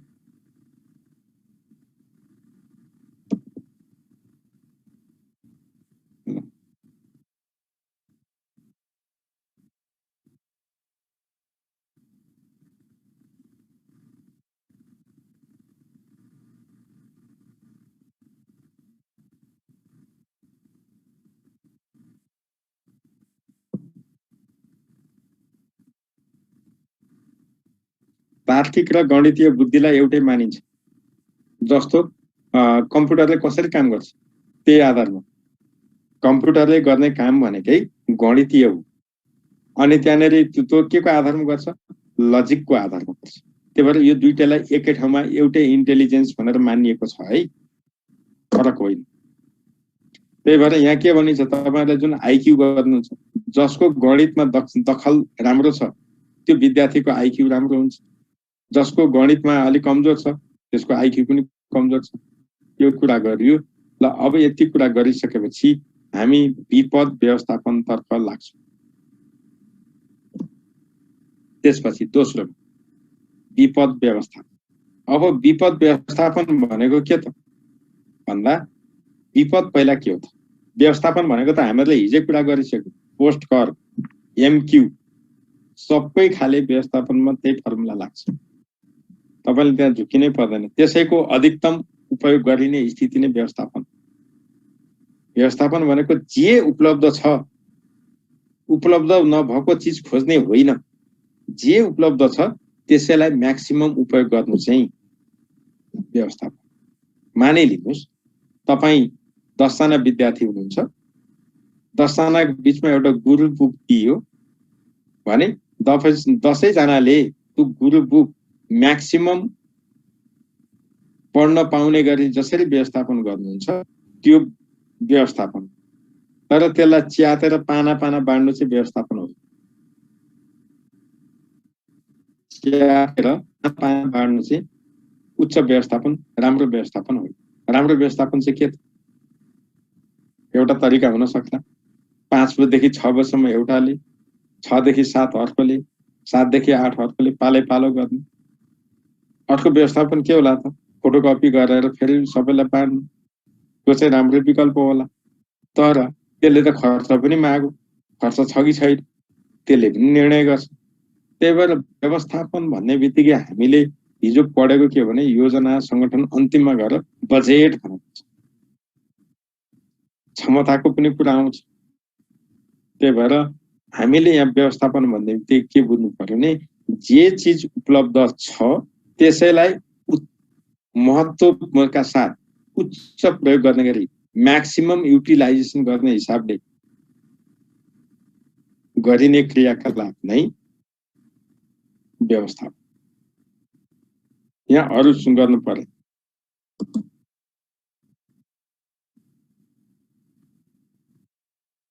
मिक्स टिचिङ भनेको चाहिँ कस्तो हो भने, यहाँ साथीहरु सोध्नुभयो मिश्रित शिक्षणको कुरो। मैले चाहिँ यो मिश्रित शिक्षण भनेपछि त्यति धेरै महत्त्व नदिएको विषय हो, तपाईहरुले सोध्नुभयो, कोर्समा पनि छ। मिश्रित शिक्षण चाहिँ कस्तो हो भने नि, कुनै विद्यालयले कुनै कक्षामा कक्षा शिक्षण पनि अपनाएको हुन सक्छ, कुनै कक्षामा विषयगत पनि अपनाएको हुन सक्छ। 2 वा 2 भन्दा बढी शैक्षणिक संगठनलाई एकसाथ प्रयोग गरिन्छ भने त्यो मिश्रित भयो, मिसाइनु। अब मानिनु कक्षा 1, 2, 3 मा कक्षा शिक्षण होला, कक्षा 4 देखि माथि विषय शिक्षण होला। अधिकांश विद्यालयले गर्ने त्यही होइन र। अब जहाँ दरबन्दी कम छ, कति कक्षा 1, 2, 3 मा बहुकक्षा शिक्षण होला, 4, 5 देखि उता गएपछि विषय शिक्षण होला, त्यो पनि मिश्रित नै हो। यहाँनेरि मिश्रित शिक्षण भन्नाले 3टा आँखाबाट हेर्नु। तीनटा आँखा। एउटा आँखा भनेको शैक्षणिक संगठनलाई नै मिसाउनु, दोस्रो आँखा भनेको कक्षाहरूलाई मिसाउनु, त्यो भनेको उही शैक्षणिक संगठनकै कुरा आयो फेरि। तेस्रो आँखा भनेको चाहिँ तपाईले सिकाउने जुन शिक्षण विधि छ त्यसलाई पनि मिसाउनु, शिक्षणका तौर तरिका पनि मिसाउनु। मानिलिउँ कुनै पाठ पढाउन तपाईले व्याख्यान विधि पनि प्रयोग गर्नुभयो, छलफल विधि पनि प्रयोग गर्नुभयो, अन्तर्क्रियात्मक विधि पनि प्रयोग गर्नुभयो भने त्यो पनि मिश्रित शिक्षण भयो, मिश्रित शिक्षण भयो। अर्को के भयो त, कक्षा 1, 2, 3, 4 का विद्यार्थीलाई एकै ठाउँमा राख्ने र नेपाली भाषी नेपाली विषयको शिक्षण तीबाट गर्ने, त्यो पनि मिश्रितै भयो। कक्षा 5, 6, 7 लाई एक ठाउँमा राख्ने, गणित विषयको चाहिँ एकैचोटि शिक्षण गर्ने, त्यो पनि मिश्रित भयो। सामान्य रूपमा बुझ्ने कुरा के हो भने 2 वा 2 भन्दा बढी कक्षाका विद्यार्थी मिसाउनु मात्रै मिश्रण होइन, विधि पनि मिसाउनु पनि हो। एउटै विद्यालयमा 2 भन्दा बढी शिक्षण शैक्षणिक संगठन अवलम्बन गर्नु पनि मिश्रित हो। कक्षालाई मिसाउने तर एउटै विषय पढाउन लगाउनु पनि मिश्रित हो। त्यही भएर मिश्रितको यहाँनेरि भनेको के हो भने कुनै शिक्षक कुनै दिन कक्षामा आएन, विकल्पको रूपमा प्रयोग गर्ने एउटा तरिका हो। दोस्रो तरिका के हो भने कुनै कक्षामा मानिलिउँ 2 वा 2 भन्दा बढी शिक्षकलाई एउटै कक्षामा पठाएर पढाउन लगाउनु पनि मिश्रित हो। तपाई पनि नेपाली पढाउनुहुन्छ, म पनि नेपाली पढाउँछु, तर म भन्दा तपाईले नेपाली पढाएको राम्रो छ भने तपाईले पढाएको कक्षामा म पनि बस्छु, तपाईको सहयोगी बन्छु र तपाईबाट मैले सिक्छु, त्यो पनि मिश्रित शिक्षण हो। त्यही भएर मिश्रित शिक्षण भन्ने बित्तिकै हामीले के बुझ्नु पर्यो भने 2 वा 2 भन्दा बढी शैक्षणिक संगठन एउटै विद्यालयले अवलम्बन गरेको छ भने त्यो मिश्रित शिक्षण। कक्षा शिक्षण गर्दा 2 वा 2 भन्दा बढी शिक्षण विधि राखेर शिक्षण गरिन्छ भने त्यो पनि मिश्रित। 2 वा 2 भन्दा बढी कक्षाका विद्यार्थीलाई एकै ठाउँ राखेर शिक्षण गरिन्छ भने त्यो पनि अघिको जस्तो ठ्याक्कै एउटै स्वरूप भएको यसमा देखिँदैन। यसको स्वरूप के छ, फिजारिएको छ, फराकिलो छ। त्यही भएर यो भनेको अस्थायी काम चलाउको रूपमा प्रयोग गरिन्छ। कहिलेकाहीँ मानिलिउँ कहिलेकाहीँ तपाईले कोरोनाको अहिलेको उदाहरण दिउँ, कोरोना सम्बन्धी सचेतीकरण कार्यक्रम गर्दै हुनुहुन्छ, कोरोनासँग सम्बन्धित सचेतीकरण कार्यक्रम गर्दै हुनुहुन्छ। कक्षामा गएर गर्नुभन्दा सबै कक्षाका विद्यार्थीलाई एउटा ठूलो हलमा बोलाउने, विशेषज्ञ डाक्टर नै आएको छ, त्यही डाक्टरको मुखबाट सुनाइदिनु, त्यो पनि मिश्रित शिक्षण हो। यस्तो हुँदैन र? हुन्छ, हुन्छ, किन न? सबै कक्षाको सिकाइ उद्देश्य मानिलिउँ कम्प्युटर सिकाउनु छ, कम्प्युटर शिक्षण गर्नुहुन्छ, विद्यार्थीलाई पहिलोचोटि कम्प्युटर कसरी अन गर्ने, कसरी बन्द गर्ने जस्ता बेसिक कुरा सिकाउँदै हुनुहुन्छ। के भयो, कक्षाका विद्यार्थीले एकसाथ राख्नुस्, निर्देशन दिनुस्, सिकाउनुस्, त्यो पनि मिश्रित शिक्षण हो। त्यही भएर मिश्रित शिक्षणमा ठ्याक्कै यही स्वरूप, यही आकार, यही प्रकारमा हुन्छ भन्ने छैन। यी मध्ये कुनै पनि स्वरूपमा जान सकियो है त। यति हुँदाखेरि मिश्रित शिक्षणको बारेमा यो भन्दा धेरै भन्नुपर्छ जस्तो लाग्दैन।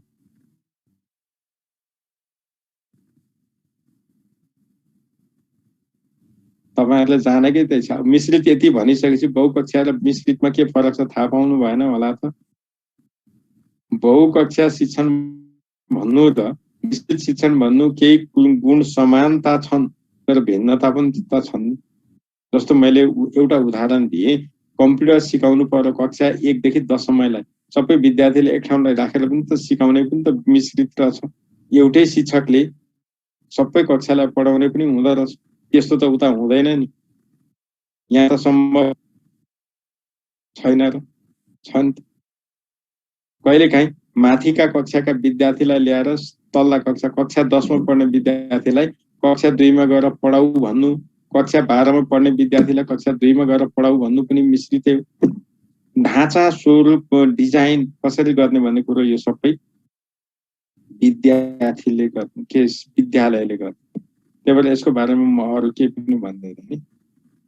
यसको बेफाइदा पनि छन् नि, यसको बेफाइदा पनि छन् नि। तपाईँलाई फाइदा बेफाइदा त्यही ढाँचामा नजानुस् न, यसका फाइदा पनि छन् बेफाइदा पनि छन्। जस्तो तपाईँले टेक्निकल विषय सिकाउनु पर्यो, अघि मैले भनेका कुरामा यो फाइदा भयो। नेपाली विषय सबैलाई एकै ठाउँ राखेर पढाउँछु भन्दा बेफाइदा भयो।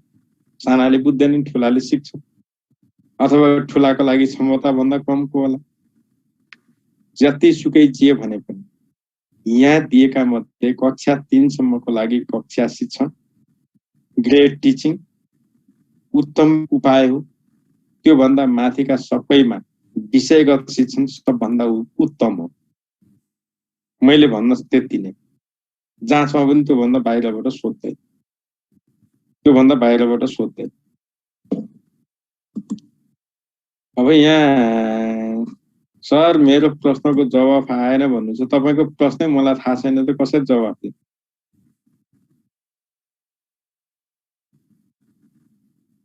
लु भन्नु, तपाईको प्रश्न के हो, मैले कसरी थाहा पाउनु र जवाफ दिनु भन्नुहुन्छ? तपाईहरुले एक्सिलरेटेड लर्निङ ल्याडर भनेर भन्नुहुन्छ, के भनेको? बहुकक्षा शिक्षणमा पनि सबै विषय एउटा मात्र शिक्षकले पढाउने हो भन्नुहुन्छ। बहुकक्षा शिक्षणमा चाहिँ त्यस्तो पनि हुन सक्छ, नहुन पनि सक्छ, नहुन सक्छ। बहुकक्षा शिक्षण भन्ने बित्तिकै मानिलिउँ तीनजना शिक्षक छन्, मानिलिउँ दुईजना शिक्षक छन्, दुईजना शिक्षक कक्षा 3 सम्म मिसाएर पढाइन्छ भने गणित नेपाली विज्ञान एउटाले पढाउने होला, सामाजिक अर्को नैतिक अर्को के विषय हुन् अर्कोले पढाउनु होला। त्यहाँ त बाँड्न त बाँडेको हुन्छ नि, सबै कक्षामा एउटा मात्रै शिक्षक छ, 3टा कक्षा चलेको छ, कसले पढाउँछ त? एउटै हुनु पर्यो। त्यही भएर यो चाहिँ अवस्थाले निर्णय गरेका। बहुकक्षा शिक्षणमा यदि कक्षा 3 सम्म चलेको छ र एउटै शिक्षक छ भने त सबै विषय एउटैले पढाउनु परिहाल्यो, परेन? पर्यो। यदि दुईटा शिक्षक छन् भने विषय बाँड्छन्, बाँड्दैन। त्यही भएर यसको आन्सर तपाईले भने जस्तो ठ्याक्कै एउटै मैले दिन सकिन है। ल तपाईहरुको कुरा मैले यहाँबाट क्वेशनमा त्यस्तो धेरै यो तपाईहरुको बारेमा मैले के भने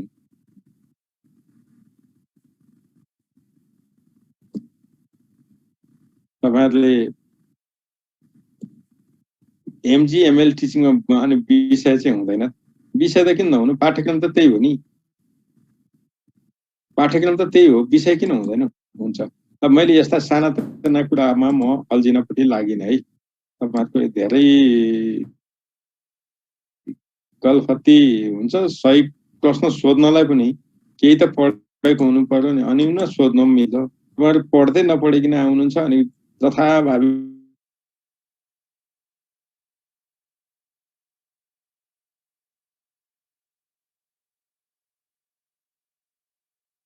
कम्ती दिनुस् ताकि यहाँ बुझेका रहन्छन्। यो चाहिँ भनिदाखेरि जाँचको कुरा सोधे है विद्यार्थीले, भन्नु भन्ने लागोस्। तपाईहरु पढ्दै नपढे आउने, त्यहाँ बसेछ गर्दैछ, के भएर त्यस्तो पाराले सोधेर न तपाईको टग के समयको मात्रै बर्बादी। तपाईले यो समय त म्याक्सिमम युटिलाइजेसन गर्ने तपाईहरुले पढेर आउने हो, न कुराहरु मजाले सोध्ने हो। तपाईहरुले यस उसमा चाहिँ पढ्दाखेरि सम्भावित महत्त्वपूर्ण एरिया कहाँ छुट्यो अथवा कहाँ बुझिएन त्यो कुरामा हेर्नु, त्यो कुराहरु थाहा पाउनु। जहिले पनि प्रश्न गर्दाखेरि महत्त्वपूर्ण एरियाबाट मात्रै सोध्छ।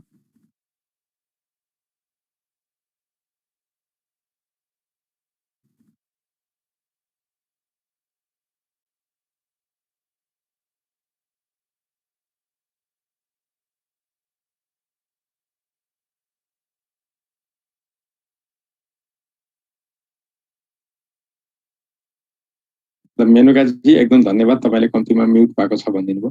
नारायणजी बत्ती गएर मैले के गर्न सक्दिनँ, तपाईको छुटो मैले के गर्न सक्दिनँ। गुरु बुकमा डिटेलमा छ, पढ्दा बुझिएन भने मलाई तपाईले एसएमएसबाट सोध्नु सक्नुहुन्छ, म्यासेन्जरबाट सोध्नु सक्नुहुन्छ, दिउँसोको समयमा फोनबाट पनि सोध्न सक्नुहुन्छ नबुझेका कुरा।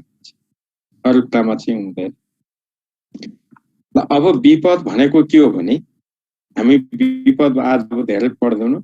एउटै कन्सेप्ट मैले तपाईहरुलाई के भन्छु भने विपद भनेको सामान्य जनजीवन होइन, असामान्य जनजीवन भएको अवस्थालाई विपद भनिन्छ।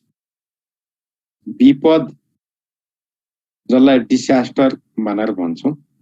व्यवस्थापनको कुरा अब हामी गर्दैनौँ। यहाँ व्यवस्थापन त्यही पोस्ट कर, अरू के हो पोस्ट कर।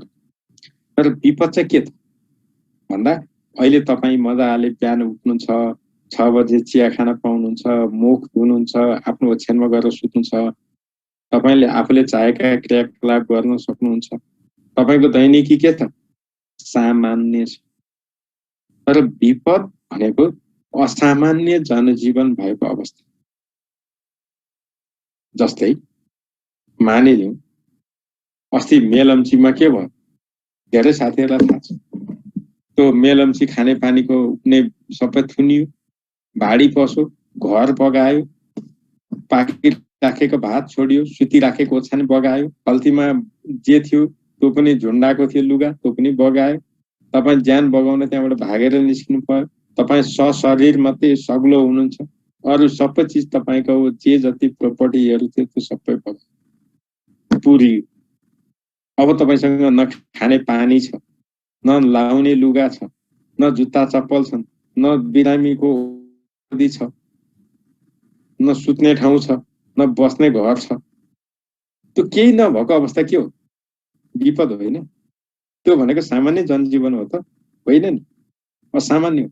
न तपाईको टोयलेट जाने ठाउँ छ, न खाने चीज छ, न पकाउने ठाउँ रह्यो, न खाने भाँडा कुँडा छ, केही त छैन। ती सबै गुमेको अवस्था।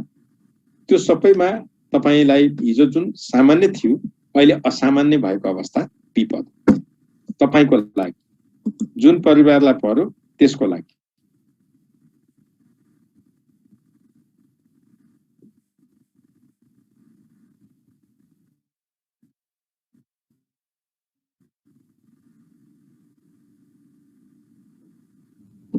मैले यहाँ तपाईहरुलाई फिडब्याक क्लास अहिले आईक्यूबाट सुरु भएको छ। अरु हुन्छ तपाईहरु खाली अन्तको सोध्नु छ के गर्नु। अब फिडब्याक क्लास 8 बजे हुन्छ त ठीक छ, थाहा छ त। तपाई आईक्यू नै लिँदै गर्नुस् न। आईक्यू सकेपछि जीके को होला, जीके सकेपछि शिक्षाको होला, शिक्षा सकेपछि अर्को होला। एउटै समयमा सबै त सम्भव हुँदैन नि त। तपाईहरुलाई त कम्तीमा कति घोटाउन खोजेको छ, तपाईहरु त्यतातिर लाग्दै लाग्नुहुन्न के। अहिले त तपाईहरु लाग्नुपर्ने के हो भने यहाँबाट जे भनेको छ खुरुखुरु त्यही पालना गर्दै खुरुखुरु पढ्ने हो। यति बेला दिमागलाई धेरै दुःख दिनु पर्दैन। तपाईको काम पढ्ने हो त जे पढ भनेछ त्यही पढ्नुस् न। त्यति मात्रै कुरा। ल अब विपद भनेको के त भनेको तपाईको सामान्य जीवनमा परेका नकारात्मक असामान्य जनजीवन। मानिलिउँ बाढी आउँदा हुँदो रहेछ, पहिरो जाँदा हुँदो रहेछ, भूकम्प जाँदा हुँदो रहेछ, आँधी बेरी आउँदा हुँदो रहेछ। कतिसम्म भने कोरोना पनि त हो नि विपद। कोरोनाले पनि त हामीलाई विपद बनायो नि, असामान्य बनाएको छ। घरभित्र थुप्रिनु परेको छ, बाहिर निस्किन पाइया छैन। निस्किनु पर्यो भने मास्क स्यानिटाइजर धुने बोकेर हिँड्नुपर्छ। यी पनि हाम्रो लागि विपद नै हो। तपाईले दोकान खोल्न पाउनु भएको छैन, सरल रूपले आवत जावत गर्न पाउनु भएको छैन, सामाजिक भेटघाट गर्न पाउनु भएको छैन, विपदै। तर तपाईलाई परेको विपद मलाई नपर्न सक्छ, मलाई परेको विपद तपाईलाई नआउन सक्छ। फरक त्यो गाडीमा चढेर मानिलिउँ अस्ति भर्खरै कुनै ठाउँमा जाँदै गरेका मान्छे एउटै परिवारका 7-8 जना बिते। त्यो उनीहरुको परिवार नातागोताको लागि विपद हो, सामान्य स्थिति होइन। एउटै परिवारका 4 जना परिवारका सदस्य मध्ये मुख्य कमाउ एकजना थिए, त्यही एक्सिडेन्टमा परे। त्यो परिवारको लागि विपद हो, हाम्रो लागि होइन, तर त्यो परिवारको लागि त हो नि। अर्थात् कुनै पनि व्यक्तिको जीवनमा असामान्य स्थिति सिर्जना हुनु सामान्य जनजीवन नहुनु नै विपद। विपद एउटा प्राकृतिक रूपमा आउँछ, अर्को मानव सिर्जित हुन्छ। मान्छेले सिर्जना गरेको आधारमा एउटा प्राकृतिक विपदको बारेमा जस्तै भनौँ न, बाढी आउनु, पहिरो, आँधी, हुरी, असिना, चट्याङ, यी सबै के हुन्? प्राकृतिक हुन्। यो आइसकेपछि मात्रै थाहा हुने कुरा हो। तर अर्को चाहिँ के हो त? मानव सृजित। जस्तै गाडी सडक दुर्घटना आउनु, घर बनाउँदै घर गरलाम गुरुम लड्नु, यो के जलवायु परिवर्तन हुनु, कुनै ठाउँको बाँध फुटेर तलतिर बाढी पहिरो जानु, यी चाहिँ के हुन्? मानव सृजित। आग लागि, यी त मानव सृजित हुन् नि त।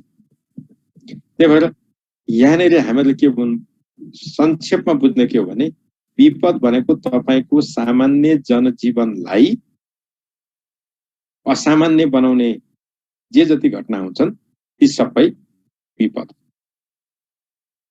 अब त्यो हिसाबले हेर्दाखेरि यहाँनिर मैले केही भनिन, मानव सृजित त धेरै हुन्छ। हिजो अस्ति के अरे सिरामा जुन कर्फ्यू लाग्यो, त्यो जुन ठाउँमा लाग्यो त्यो ठाउँमा सामान्य जनजीवन भएन, त्यो पनि विपदै हो।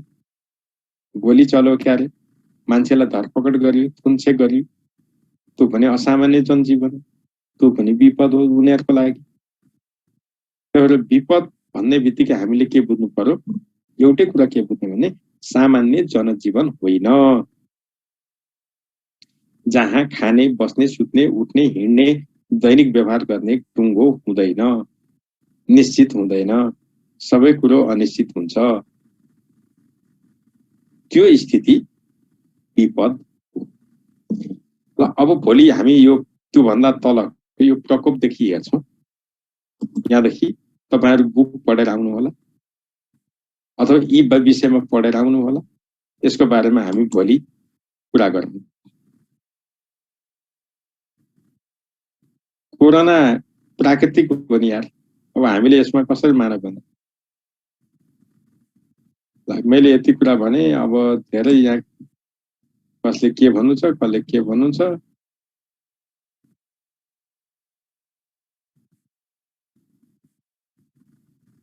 कसैले लुटो भने मानौ न, कसैले लुटो चोर भने नाम राजुजी, कसैले लुट्यो, तपाईको लागि त विपद हो नि। तपाईसँग मान्नु न 100 रुपैयाँ थियो, बस चढेर कहीँ जान खोज्दै हुनुहुन्थ्यो, त्यही नै लुटो भने नि तपाईको लागि त विपद नै हो नि। तर त्यो चाहिँ के भयो त, अलिक सानो खालको म्यानेजेबल विपद भयो। त्यो तपाईको क्षमताले त्यसलाई रोक्न सक्नुहुन्छ, तर विपद त हो नि। तपाई मान्नु न, अरु कुरा के कुरा गर्ने? एउटा कुनै होटलमा बसेर खानु भयो, तपाईले पैसा छ भनेर एक प्लेट मोमो खानुभयो, जब 200 रुपैयाँको चीज खानु भएको छ, तर भएर तिर्ने बेला कोही खल्तीमा 1 रुपैयाँ पनि रोइन रहेछ, तपाईको लागि विपद हो। मेरो लागि होइन क्या, तर तपाईको लागि त हो नि, होइन र?